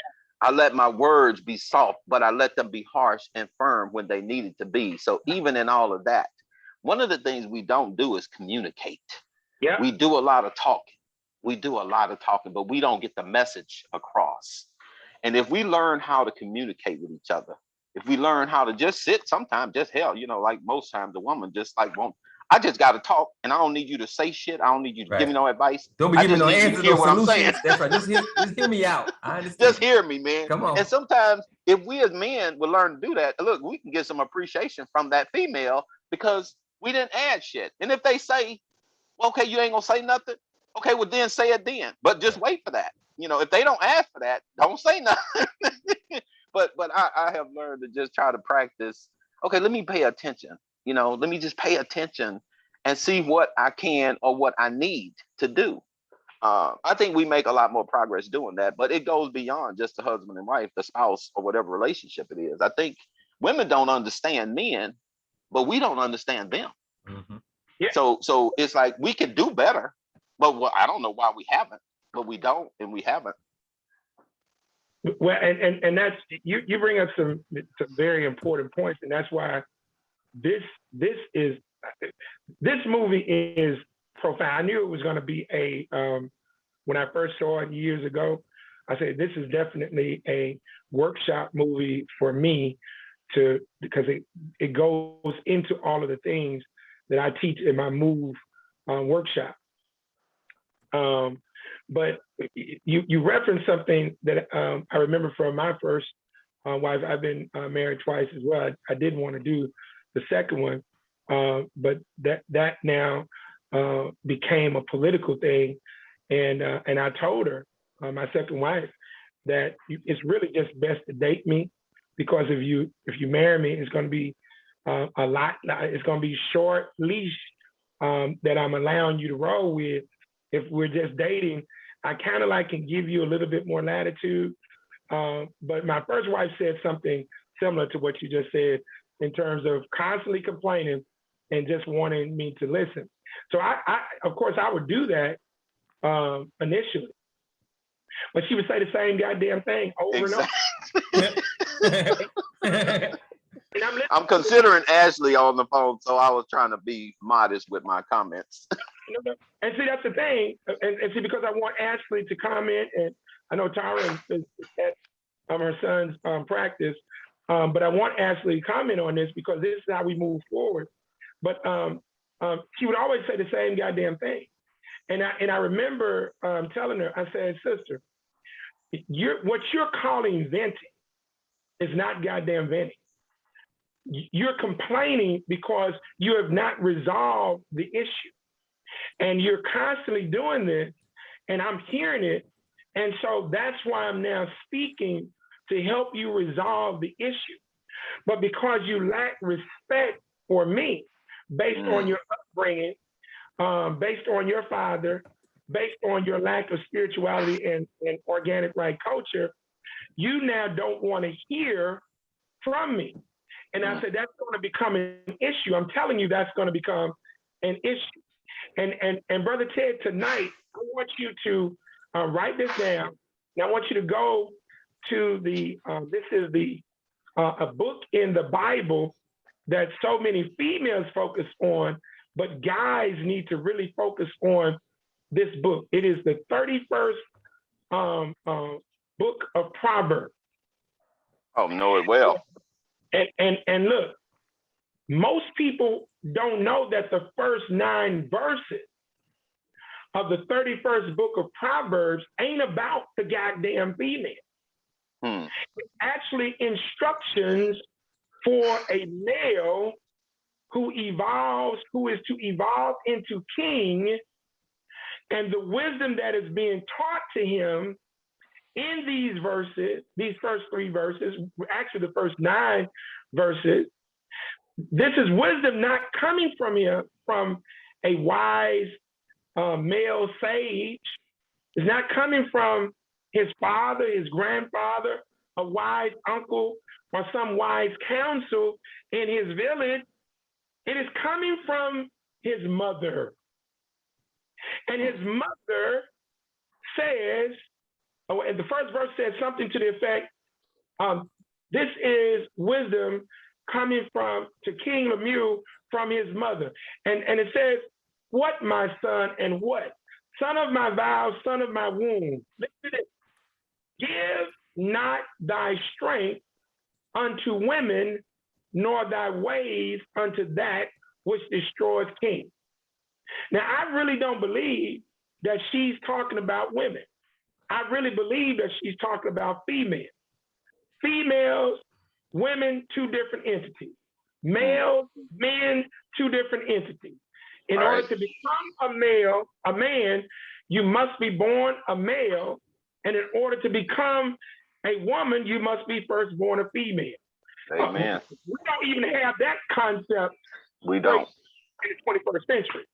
So I want you all to study that 31st book of Proverbs, because once you get to the 10th verse where the question is asked, who can find a virtuous woman? What that question is saying is that this ain't nothing common. And one of the things that Troy says in this dialogue with his wife, he says, she makes me feel a different way. That's right. And so that doesn't cast any dispersions on Rose, because in her dialogue, as they are having this talk later on, a few scenes later, Rose is talking about the struggle of being with him. That's right. And the fact that there were other guys that she could have went with, but that's now a different nature. So the communication that we're talking about on this issue, it never happened. And what we end up doing is finding out about Papa being married to Grandma 60, 70 years, and we find out about what? 2, 3 goddamn families that he got Right, other kids out there. Right. at the goddamn funeral. Okay? This is the reality. And we don't want to talk about it, but we're going to have to talk about this issue and now come to understand that the nature of female and the nature of woman is different than the nature of male and different than the nature of man. This now becomes a cultural thing that we're going to have to discuss, because now you got people like Brother Polite and Umar Johnson. They're out here doing this thing so wrong that now it's just bad. It's really, really, really bad, and you don't have any direction or guidance. Ashley, you got a perspective on this scene if you've ever seen this movie?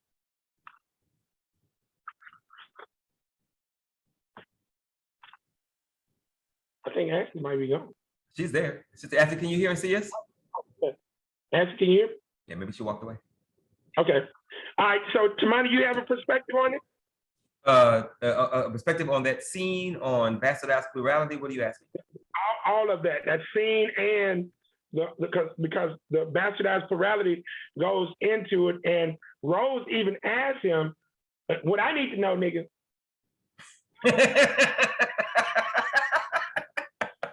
Man, I love the way you do that, man. How you switch like that, man. I just met you the other night when you were doing the Revolutionary Code, and I thought, brother, he was off the chain, man. He expertly raw. What I need to know is, are you still gonna be with her, goddamn it? This is what I need to know. Yes, sir.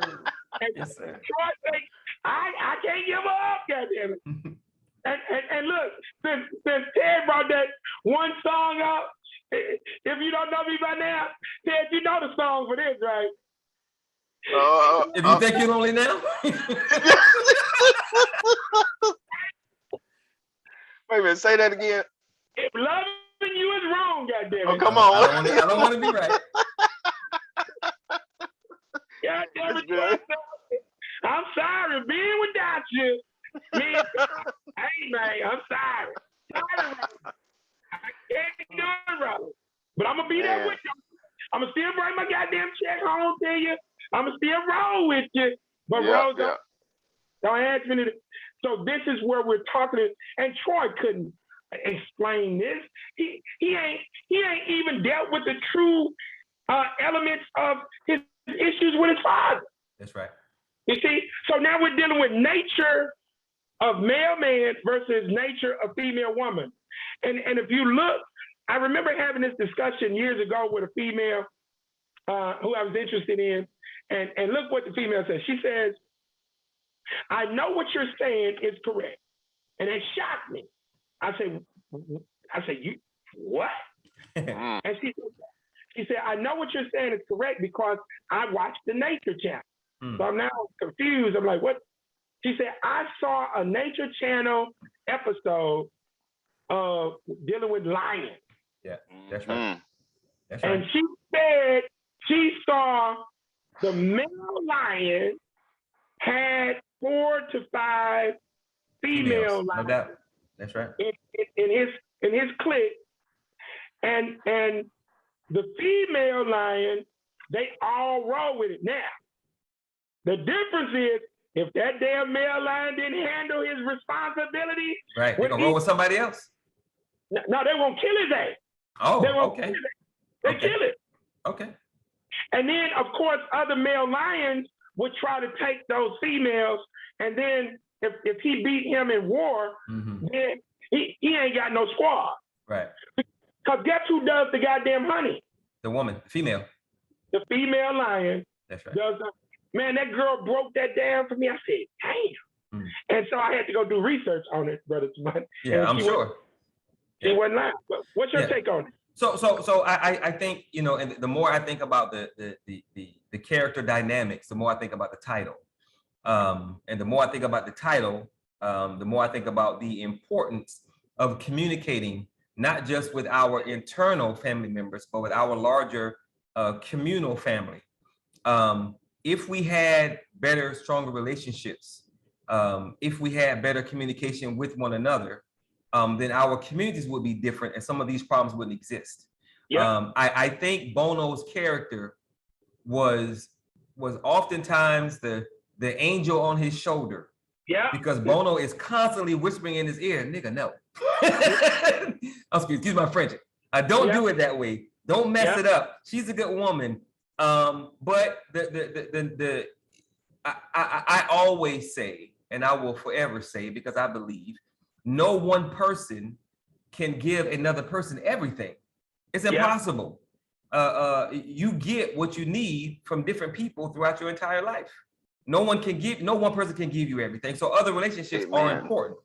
You know, they're critically important, because no one person can help you develop to who you're supposed to be. No one person can challenge you on the same level. And hell, to take it one step further, if you're the smartest one in your group, you need a new group.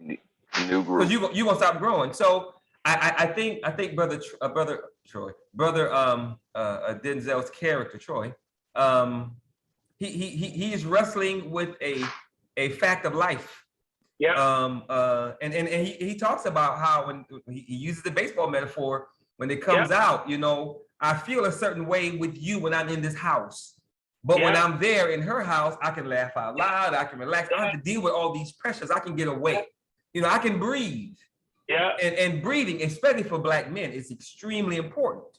But we have yet to learn how to breathe in a positive, righteous, wholesome, helpful environment. So when you say bastardized plurality, but to hear you talk about like what you just said about, I'm going to call it righteous plurality. That's what I'm going to call it. But that's another level. That's another level. So you know, I immediately thought about the Mormons, because they have multiple wives or whatever, but they take care of business. So if the woman is cool with it, and the man is taking care of business, then hey man, whatever's working. And more importantly, if the individuals in the relationship are healthy, are whole, everybody is on a good path to develop into who and or what they're supposed to be, man, that's a village, that's a tribe, you know, and we need that. So I understand where Denzel is coming from. I understand the dilemma. I understand, you know, what he's saying. I get all of that, but I see Bono's side of it. I most certainly see Rosa's side of it, and all of that is individual, family, communal, nation dynamics, which goes to the title of the movie. So we got to understand the fence. We got to understand why the fences are there. We got to understand the chain link fence. We got to understand having to build the solid wood fences on the outside. We got to understand what kind of fence we need on the inside. And most importantly, we got to talk about the different fences. Because if we don't talk about the different fences, the white man comes in and says, I got a real good fence. Y'all want to take a boat ride? And then somebody just gets back to the first, you know, as I tell people when we talk about the issue of crime prevention and the reduction and elimination of violent crime, especially. Yes, sir. And what do I always tell you? Everything gets down to the first two of the 6 pillars of empowerment: that's right, spirituality and organic right culture. Yes, sir. This issue is a spirituality, organic right culture issue. No doubt. And I remember one of my mentees, I was going over my workshop topic that I did with females, and I was going over this with him one Saturday when I was on my way to a funeral, and then brother Brandon said, he said, man, ain't no dude gonna be willing to do all of that, to have more than one chick. I say, I know. And he said, well, why the hell do you teach this then? I said, I teach it to females so females can start to elevate their thought process, because they are the ones who choose, who make the decision who they're going to be intimately connected with.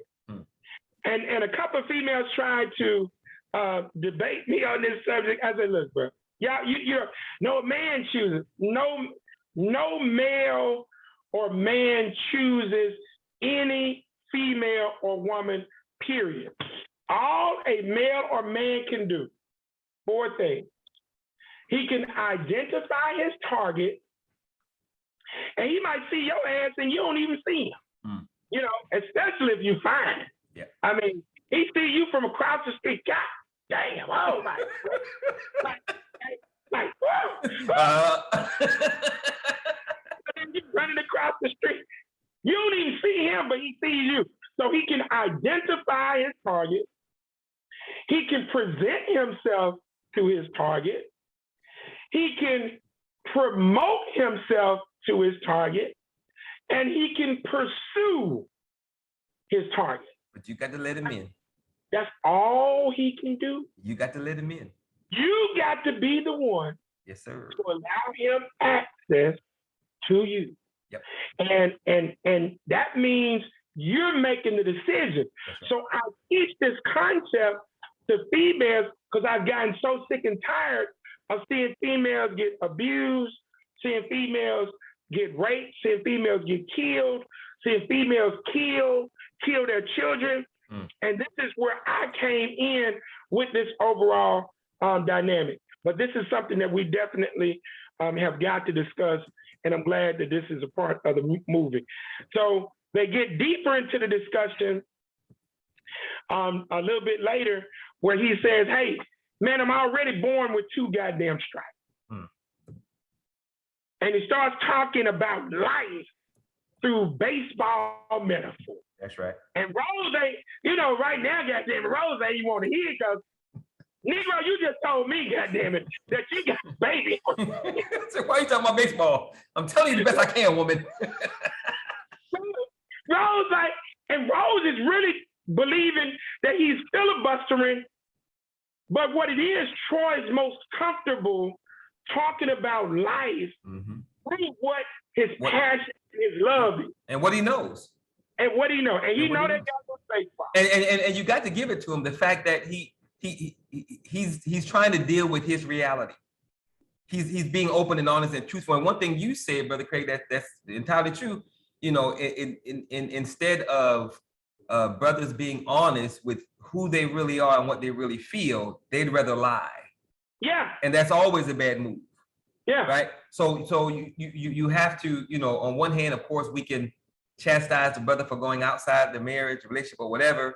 But the brother's being honest, you know, with what he's feeling, where he's coming from.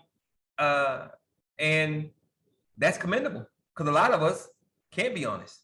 Yeah, they're not going to be honest. And now you're going to be in a situation. I remember, and I'll give you a prime example. This is a great case analysis, Brother Ted. My grandmother's first cousin, Deacon. Let me say that one more time. Deacon. All right. I got you. Ernest James Moore, goddamn it. Union Mission, Union Chapel, Wascom, Texas. And loved Ernest James. And so he dies 2004. And I'm at the funeral, and you know, I typically stand up, give the family genealogy. And so I already knew through my mother that Ernest James Moore had at least 15 children. He was only married once. And on the goddamn obituary, it said he only had 1 child. Sure. So as the funeral is ending, I'm standing outside, and this beautiful young lady comes up, and I thought she said, that was so wonderful what you said about my father, but she's about her grandfather, but she said her father. So I said, Ernest James Moore is your grandfather? She said, no, it's my father. So this was a cousin I had never met named Nora Daniel. She lives in Austin, Texas. And I mention this because now in death, because he couldn't be honest, even in goddamn death, my damn cousin punk ass couldn't even be honest in death. Nora and her other siblings were cheated out of financial resources and land because their inheritance, because he couldn't be honored. You see, there are ramifications for all of these things. Yes, sir. And of course, as we learn later on in the film, before it closes out, when Rose is talking to Corey, because she's been keeping goddamn fences erected. That's right. So he opens up the gate. What do we learn about Rose? That Rose wanted to have more children. That's right. But obviously she couldn't have more children. So the child ends up right now becoming a God blessing to Rose. Yep. You see what I'm saying?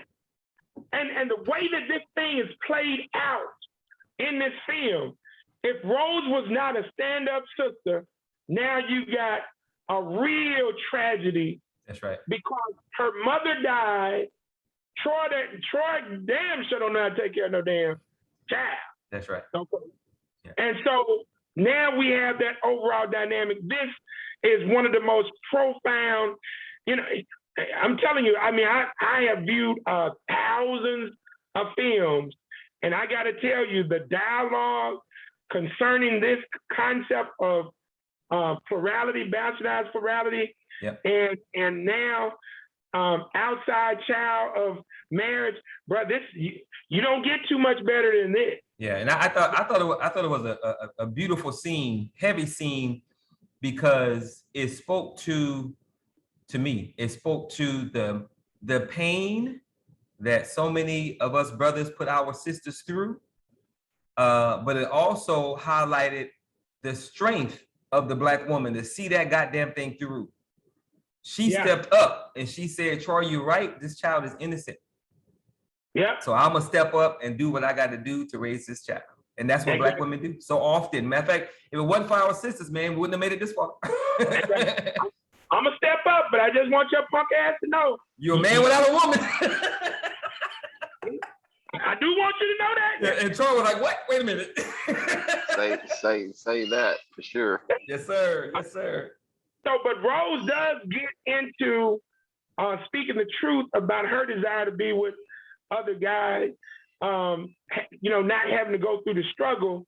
And so this is why we got to have this open dialogue. Yes, sir. And unfortunately, Tamani, concerning this issue, I'm just gonna be honest with you, bro, because I've done thousands of case analysis with females over the past 40 years since I've been keeping track of analyzing the Black female, Black woman. I don't know if we will ever be able to deal squarely with this issue because of the indoctrination that we're in with white folks. I'm just being honest, because very few of them want to discuss and be honest. The female has been led to believe that relationships mean ownership. They really do. And some of these dumbass males believe that means ownership. Right. But it doesn't. Well, it means responsibility and commitment. Well, I'm going to say that since I'm 50 and I'm vegan, I'm going to outlive all y'all. So we got about a good 40 plus years together. Come on. And since Brother Ted is a little older, he got 33. Yes. So we got some more, less. So we have some time, Brother Craig, and we've already talked about what our vision is for kids who are born without parents, going to get those kids before they become a part of the system.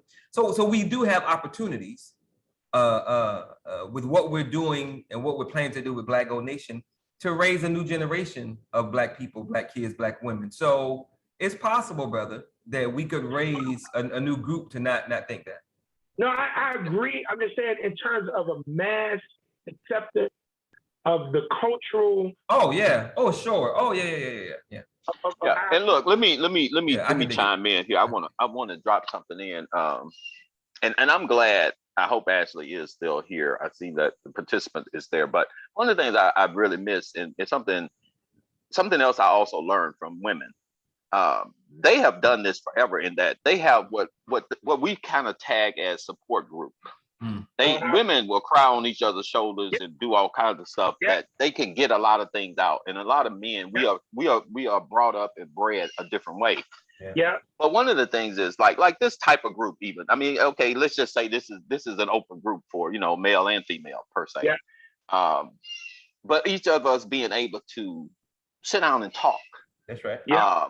And sometimes there's some tough talk. Sometimes there's some things said. You're gonna have conflict because you got different people. It's inevitable. But if men get together and do support groups, what we call support, I don't really like to tag it that way, but if men start talking to each other, a man being vulnerable and saying to another brother, you ain't by yourself, man. All of us got the same things. Hey, Women man, do it, and we can build It's a strength. must do, brother Ted. It's a must do, brother.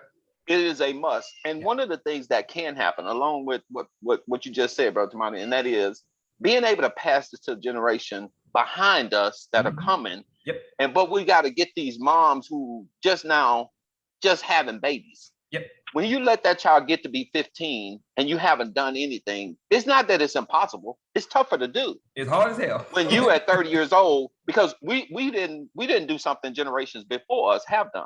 Yeah. They passed a lot of things on to us, Yes, but sir. we haven't done as good with that. I agree. And if we say, okay, we need to focus our energy and we need to find a way to start doing that again.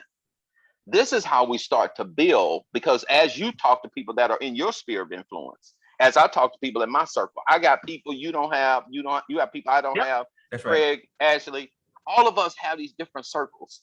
Talk about these subjects, these things in your space. That's right. Because that's how you start to get it to move. And that whole idea of each one reach one, it just the multiplicity of it, man, all of the different perms and permutations and combinations that come up from that type of thing. There is a plethora of wealth that we can spread amongst ourselves, but we just have to do it. Yep, I agree. And to that point, Brother Ted, they show that in the movie where Sister Rose is surrounded by sisters laying hands and praying. That's right. And then they juxtapose that with damn Denzel in the truck, driving by himself, just isolated.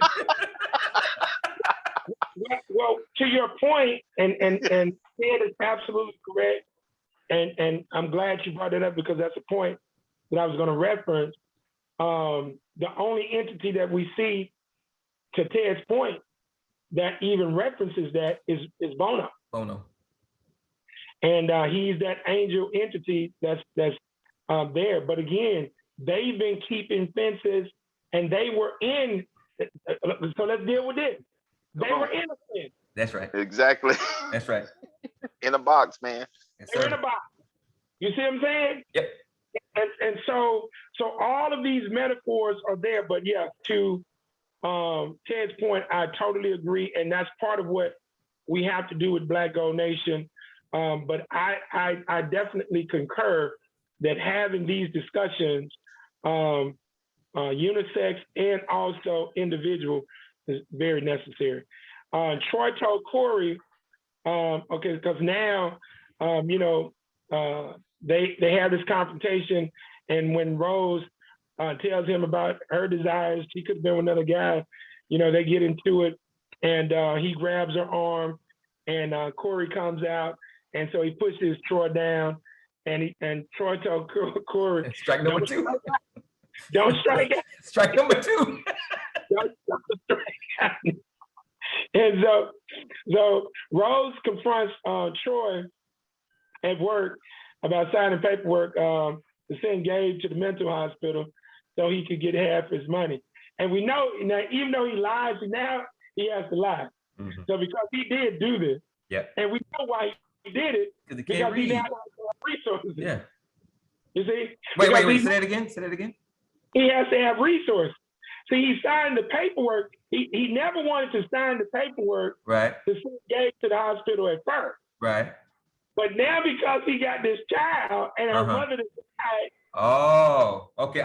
I thought he didn't know what he was signing because he couldn't read. Now he used that as an excuse. Okay. Yeah, he couldn't read, but hey, she read the paperwork. Mm-hmm. Oh, okay. The paperwork. Gotcha. So he's using the fact that he couldn't per se read, but yeah, Negro, you ain't getting it. Your ass learn how to drive. You learn how to do. Yeah. You done learn how to read a little bit, goddamn it. Yeah. Okay. Because they done promoted you now out of the Negro area to the white area. That's right. And so, but he does that because he needs more money in the household, which is nothing wrong with it. His brother needed to be in the hospital. No doubt. Because we already know Yeah. if that was going on right now, his brother would have been dead. Sure. Oh, he would have been shot, isn't it? No doubt. Okay. No doubt. And so, but he was wrestling with that.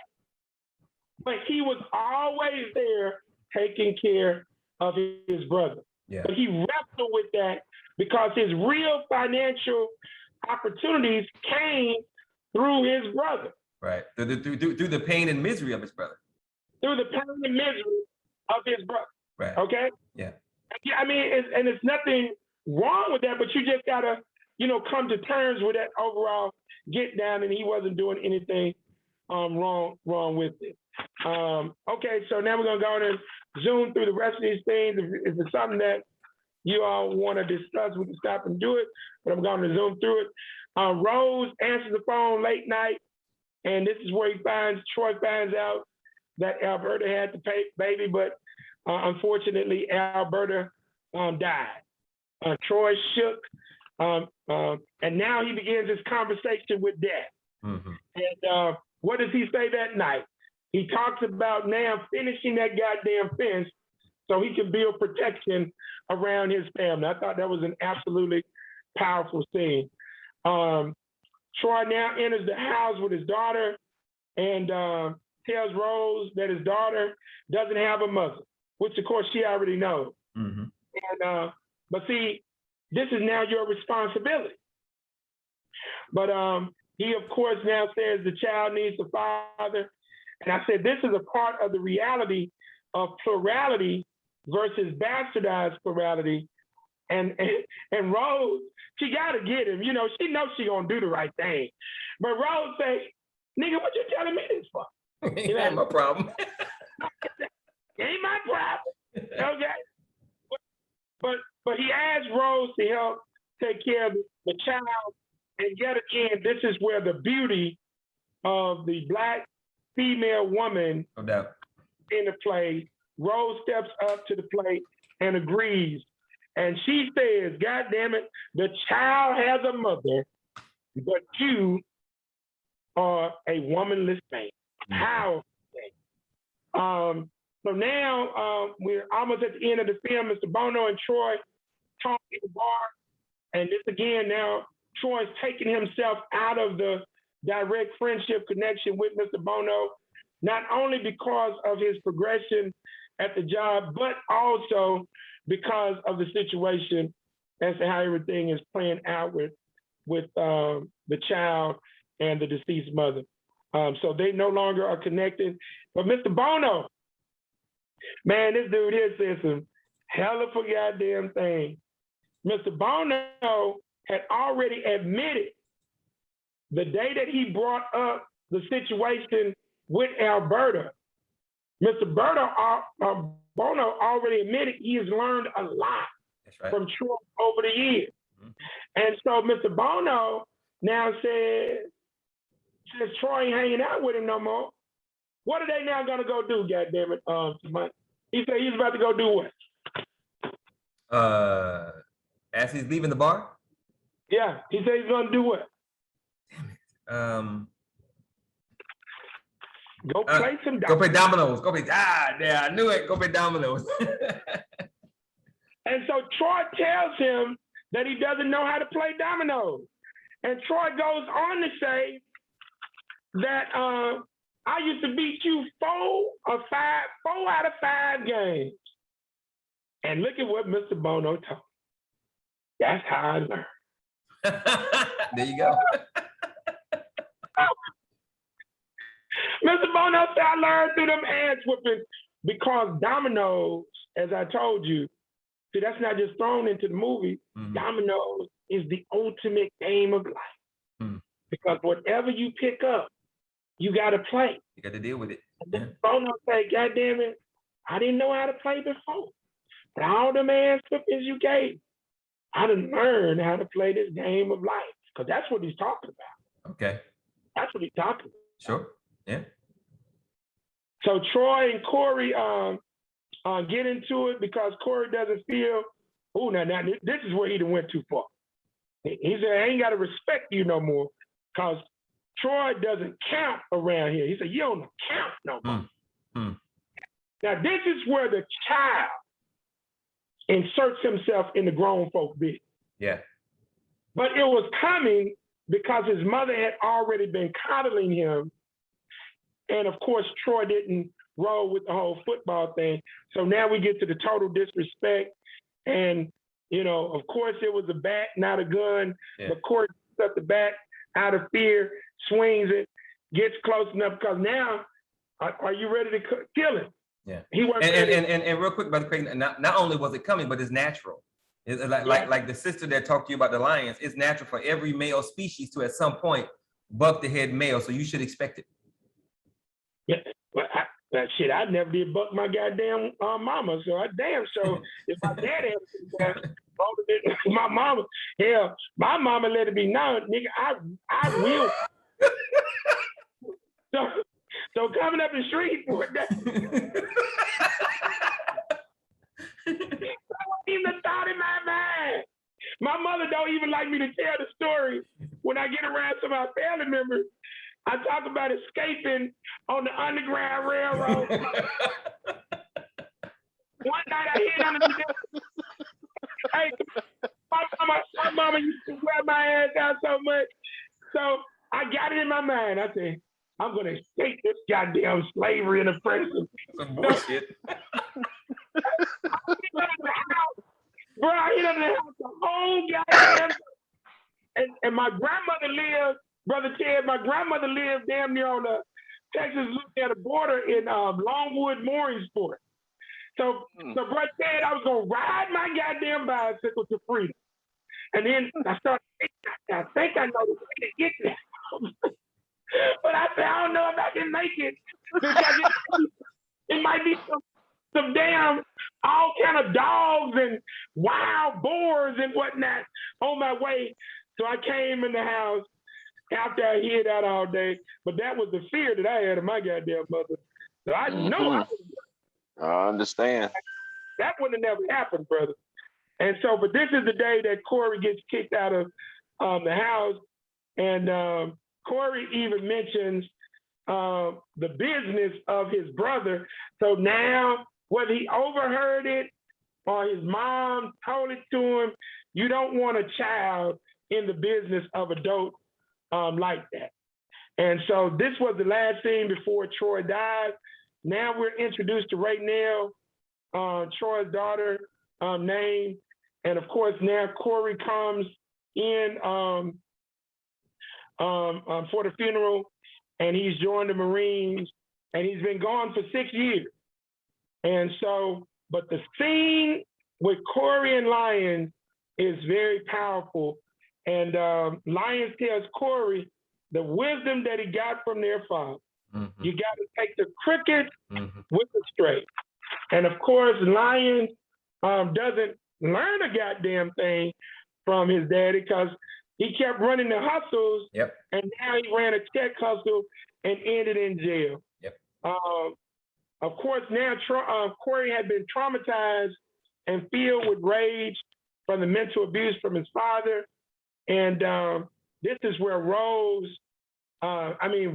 just really handles up as it relates to this, but she handled up being a great mother to Raynell. Raynell meets Corey, but Corey and Rose began talking about not going to his father's funeral. And Rose tells Corey that he was not going to become a man by disrespecting his father. That's right. Rose puts Corey onto game. Rose tells Corey how she lost herself by being a wife and a mother. But as she now learned, Raynell had become a blessing to her. Mhm. And so now we talk about the difference between male and man. You shouldn't even be allowed to have one goddamn female. To hell with monogamy or plurality.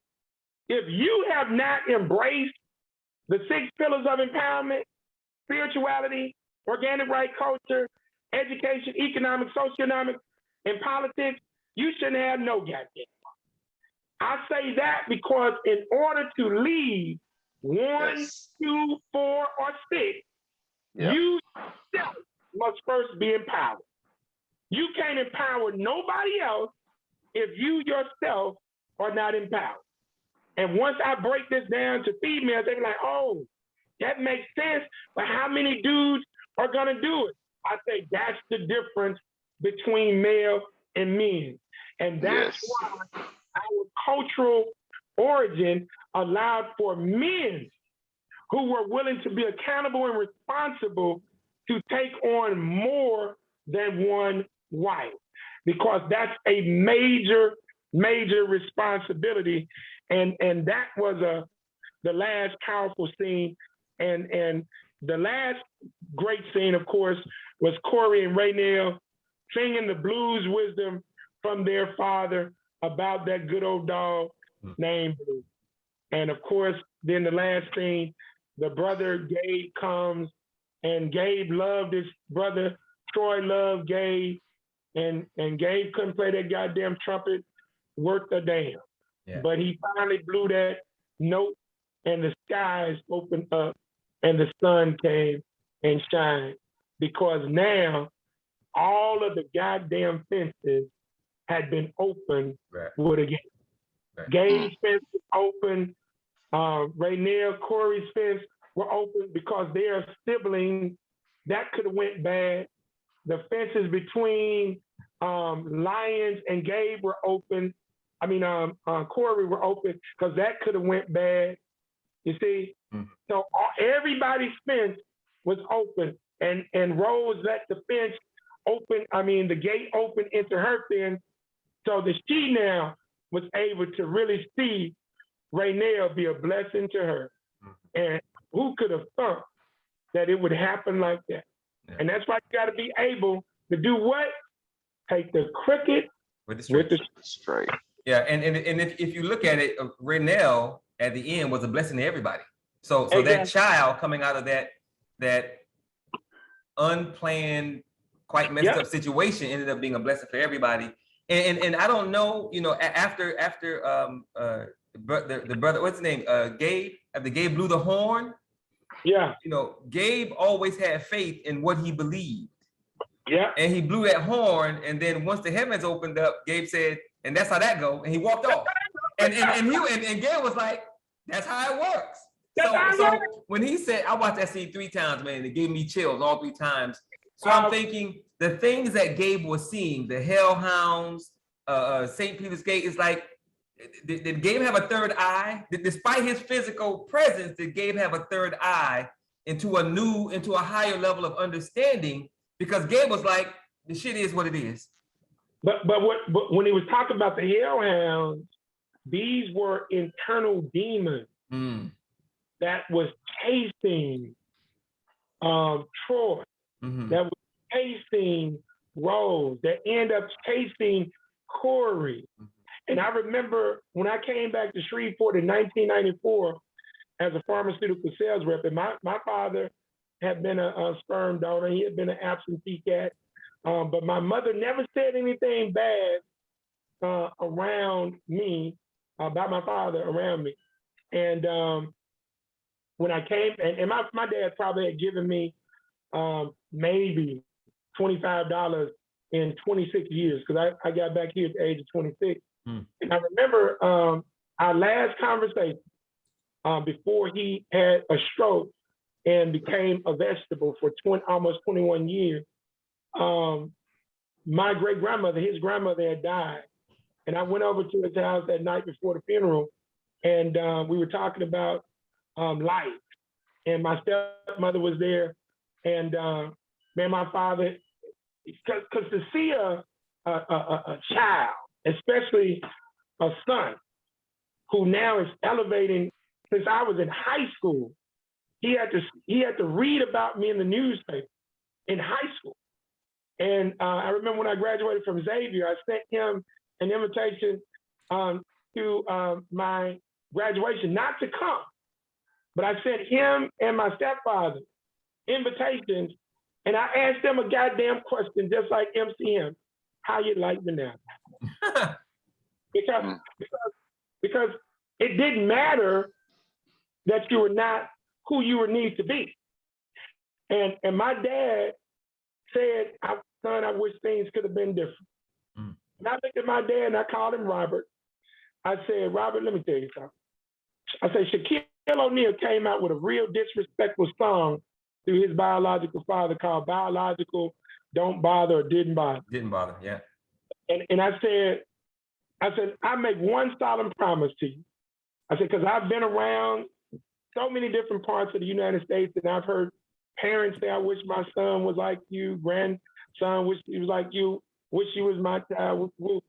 And I said, I never dreamed about being born into any other situation that I was in.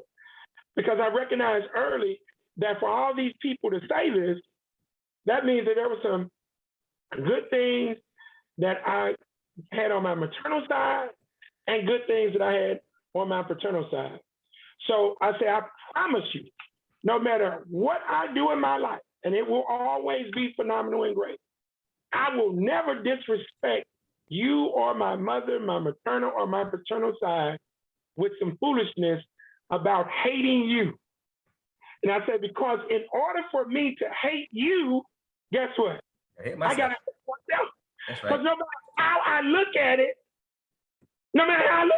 I can't even be in the game without you. That's right. When Troy was telling Corey, Negro, I gave you them punk ass feet that you got. I gave you the goddamn arms and the heart. That's real talk. Mm-hmm. But more than that. It's more than the physical. It's more than the food, shelter, and clothing.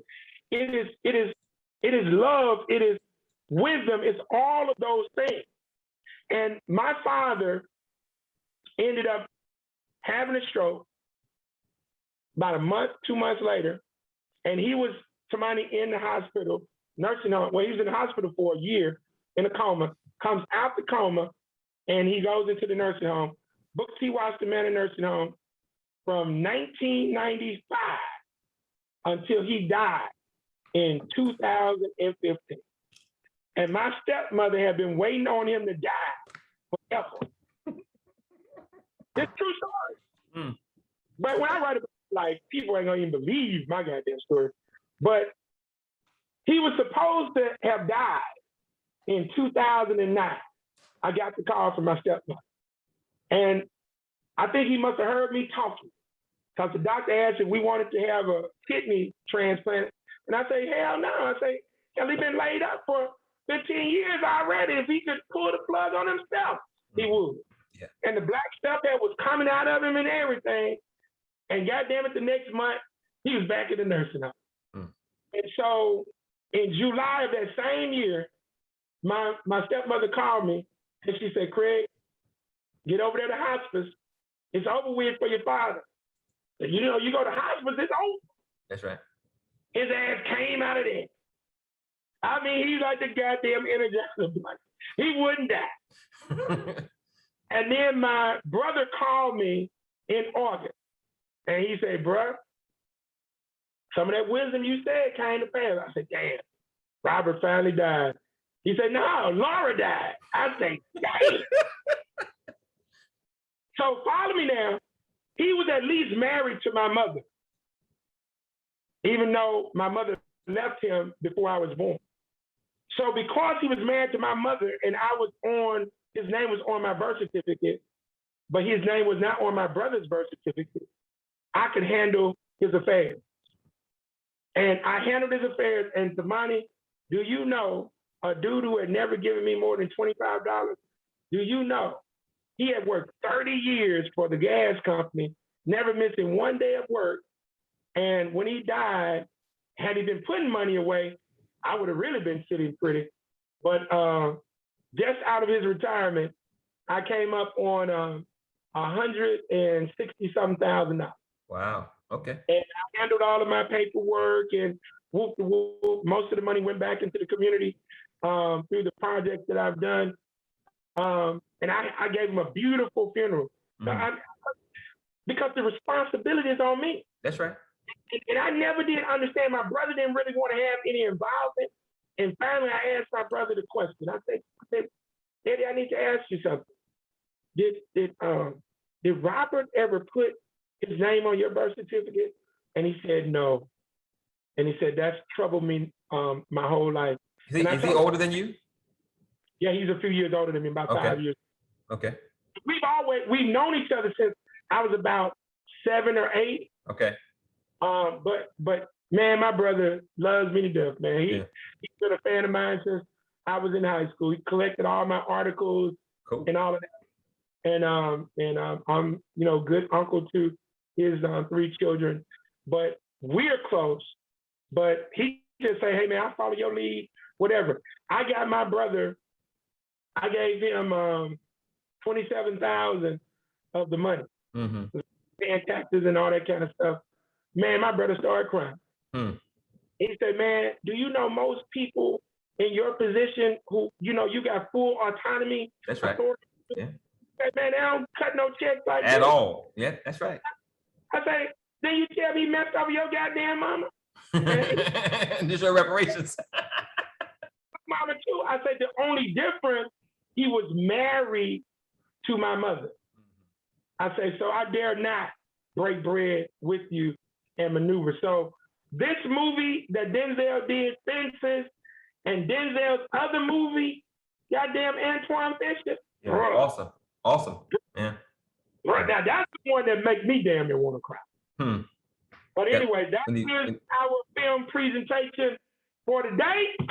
I'm glad that Brother Ted joined in. Did Sister Ashley ever get on the damn phone? Sister Ashley, are you there? No. Oh, she's scared to talk. Brother Ted, you got any closing words? Man, I just want to say, thank you guys. And I had something else I was supposed to be going to this morning. So I had, as of yesterday evening, because this was on my calendar, and I had decided, all right, I'm going to miss the review, which would have been my first, I knew it was going to be my first one. So I really wanted to kind of see how it worked, how it went. Yeah.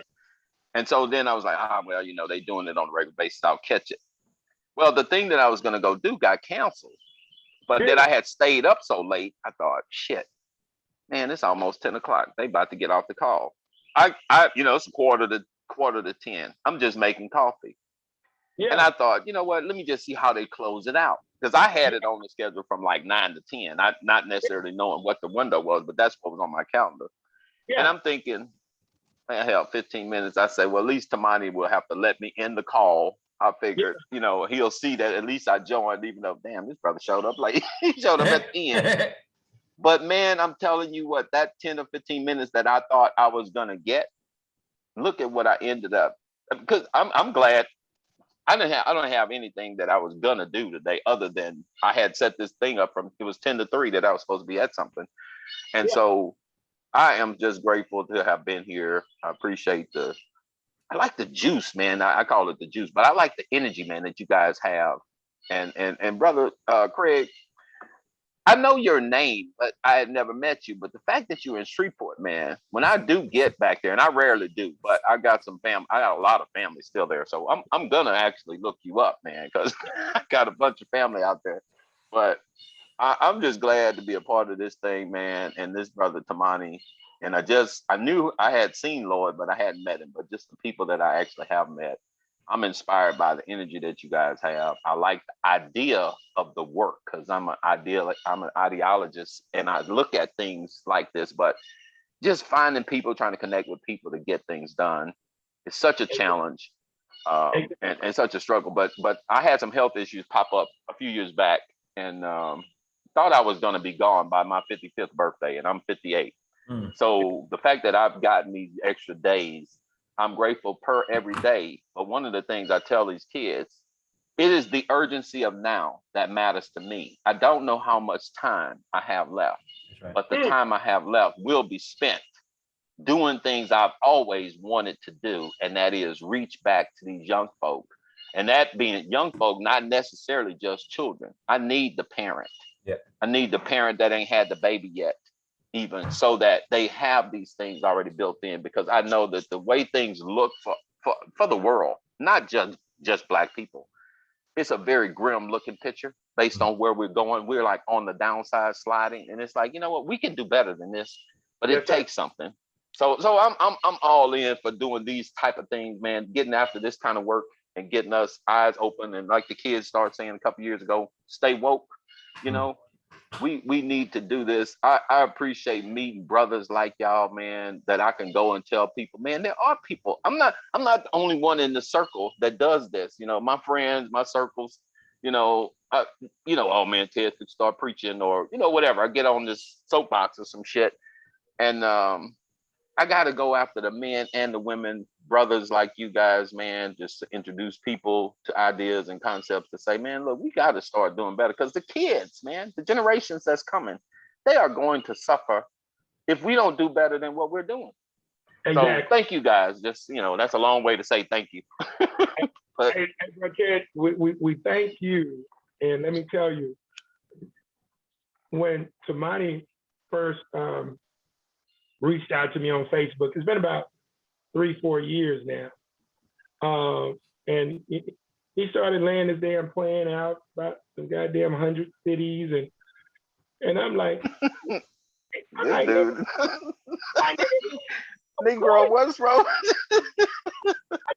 I'm like, who is you? Who is you? Not who are you? Who is you? Yeah. But I'm like, I got the resume, the references, and the receipts. What I do in the Polk City. I want to see what the hell you do. And I got to tell you, although Tamani was just getting started, I could tell from his passion that he was doing. But since several people had recruited me to different stuff, and I already know what I'm doing in Shreveport, and I already know the direction, I said, let me monitor what the hell he's doing over about a year. It took me about a year to rock and roll with him. But since I've rolled with him for about the past almost 4 years, it's been a good ride. He's actually forced me to bring some of my concepts that I've, created since 1995, put them on paper. I do things like this in Shreveport on an annual basis through our Black Film Festival, but to now be on a constant rotation to do these things and do documentaries and, really have discussion where we can get folks out and to now get them connected to our Tuesday morning breakfast group forum that's been going on now for 25 years. It's really just been a blessing. And so when he said he had somebody from Shreveport who was joining on board, I said, man, that's absolutely amazing. So it's good to know that your roots are here and that you grew up in Houston, and I'm in Houston on a continual basis. So that's good on that end. So I'm thankful to know that you're part of this, and we look forward to working with you, Ashley, the new folks, because Tamani is genuine. I have to get on his ass about his damn idealism and his romanticism about some of these goddamn Negroes, but he means well. He does mean well, and to some degree, you have to have a little bit more compassion. I'm kind of sort of Troy Maxson to some degree, but I do have the compassion to some degree as well. I'm pretty balanced, but if I had to tilt in any direction, it'll be on the damn gangster side. So I'm helping Tamani to understand that we gotta be in this game on that level. The sign that you see behind me and the boots. If you see I heard you talk about it in the session the other night. Exactly. Lace, I was already working on. I have multiple nonprofits and for-profits. And so it was easy for me to connect with Tamani because I'm not going to be going around the country doing this. I'm going to force their ass to come here or Texas. Mhm. And so Tamani got the desire and he damn sure love to do it. So I ain't got no problem with his ass being the chairman, goddamn. Come on. Let him Come on. go around the country to Africa to whatever. I got to create the physical prototype. And I've been able to get Tamani to now see before we start talking about building a house from the roof down, which of course we can't, we got to It's the start. foundation. And Yes. so now with Houston on board, he's able to find people like you, Sister Ashley and others. And now we continue to build and grow. And what I'm doing in Shreveport, what we're doing in Houston is going to reverberate throughout the entire world. And we don't need a whole bunch of people. That's why I've always told Tamani, we'll get the masses or larger group of them once they see the paradigm that we create.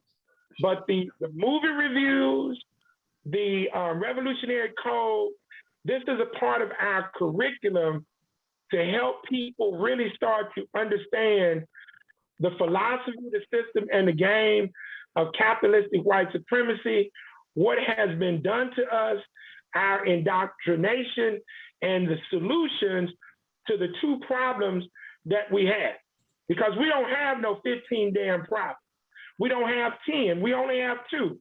One, we can't do anything directly about, and that is the philosophy, the system, and the game of capitalistic white supremacy racism. We can't directly eliminate that. Only the good white folks who say that they're about this life, the John Browns, the 21st century John Browns, that's their job.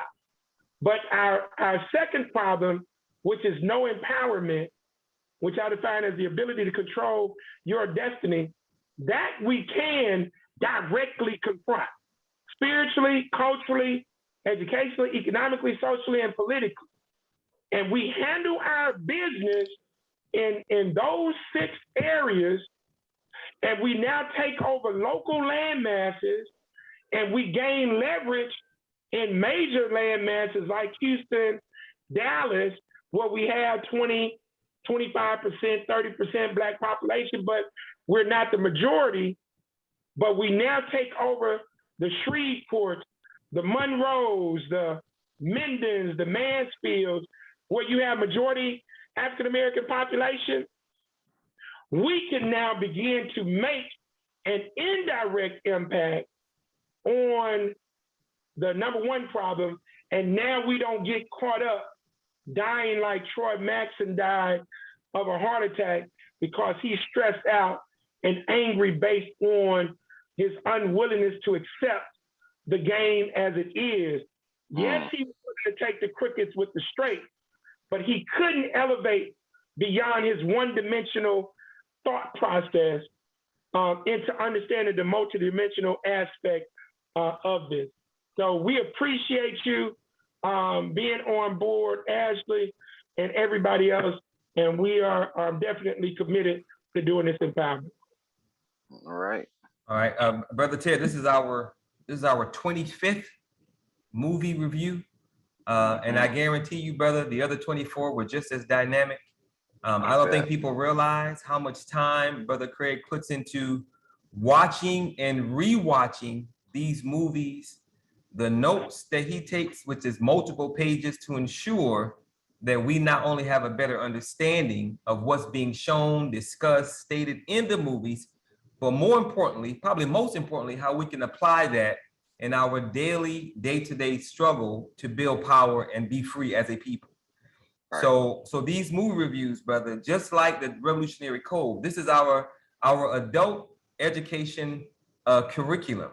We understand that if we're going to make it, we have to raise a new kind of African child, but that new kind of African child can only be raised by a new kind of African adult.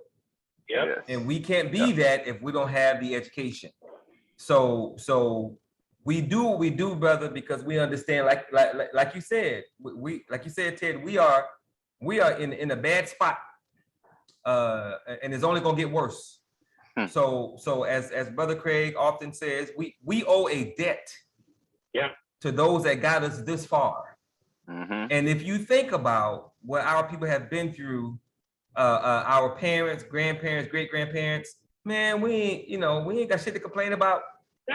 And the only thing stopping us is us, right? That's right. So that's why we say, Brother Ted, we say everything we do, man, everything we do is about bringing our people together to find the right people. And like you said, we don't need a bunch of people. We don't need a bunch of people, and we don't want a bunch of people. We want the right people, and with the right people, brother, we can make some things happen that we've never done before in this country, and we haven't done it because we haven't properly understood it. And that's one of the reasons why Brother Craig is so important, because he understands it. And he's funny as hell too. That kind of help. He cursed too much, but we're gonna work on that. We're gonna pray to white Jesus. He need help on that one. But other than that, we do what we do, Brother Ted, because we love Black people and we want to be free. So this is number 25, brother. You keep coming until, like the Revolutionary Code, we have our 50th movie review, because we're not gonna make it if we don't understand how this thing works. So with that, thank you, Brother Ted. I appreciate it. Thank you, Sister Ashley, and of course, always thank you, Brother Craig. Always remember two things: no one can do everything, but if everyone does something, everything will get done. And lastly, always remember that nothing is more sacred. Not you, not me, your family, my family, your kids, my kids. Nothing is more sacred than the liberation, salvation, empowerment, and freedom of Black people. Because if Black people don't make it, none of us are gonna make it, and it's not gonna matter. So with that, you guys have a wonderful day. God bless, and I'll talk to you soon. Hey, Brother Tamani, Yes, sir. tell Brother Ted, especially, he can go back and watch some of the movie, all of the movie reviews, but definitely check out whether it be the movies or the documentaries, especially the series. It's a 5-part series that I did on the documentary Plutocracy.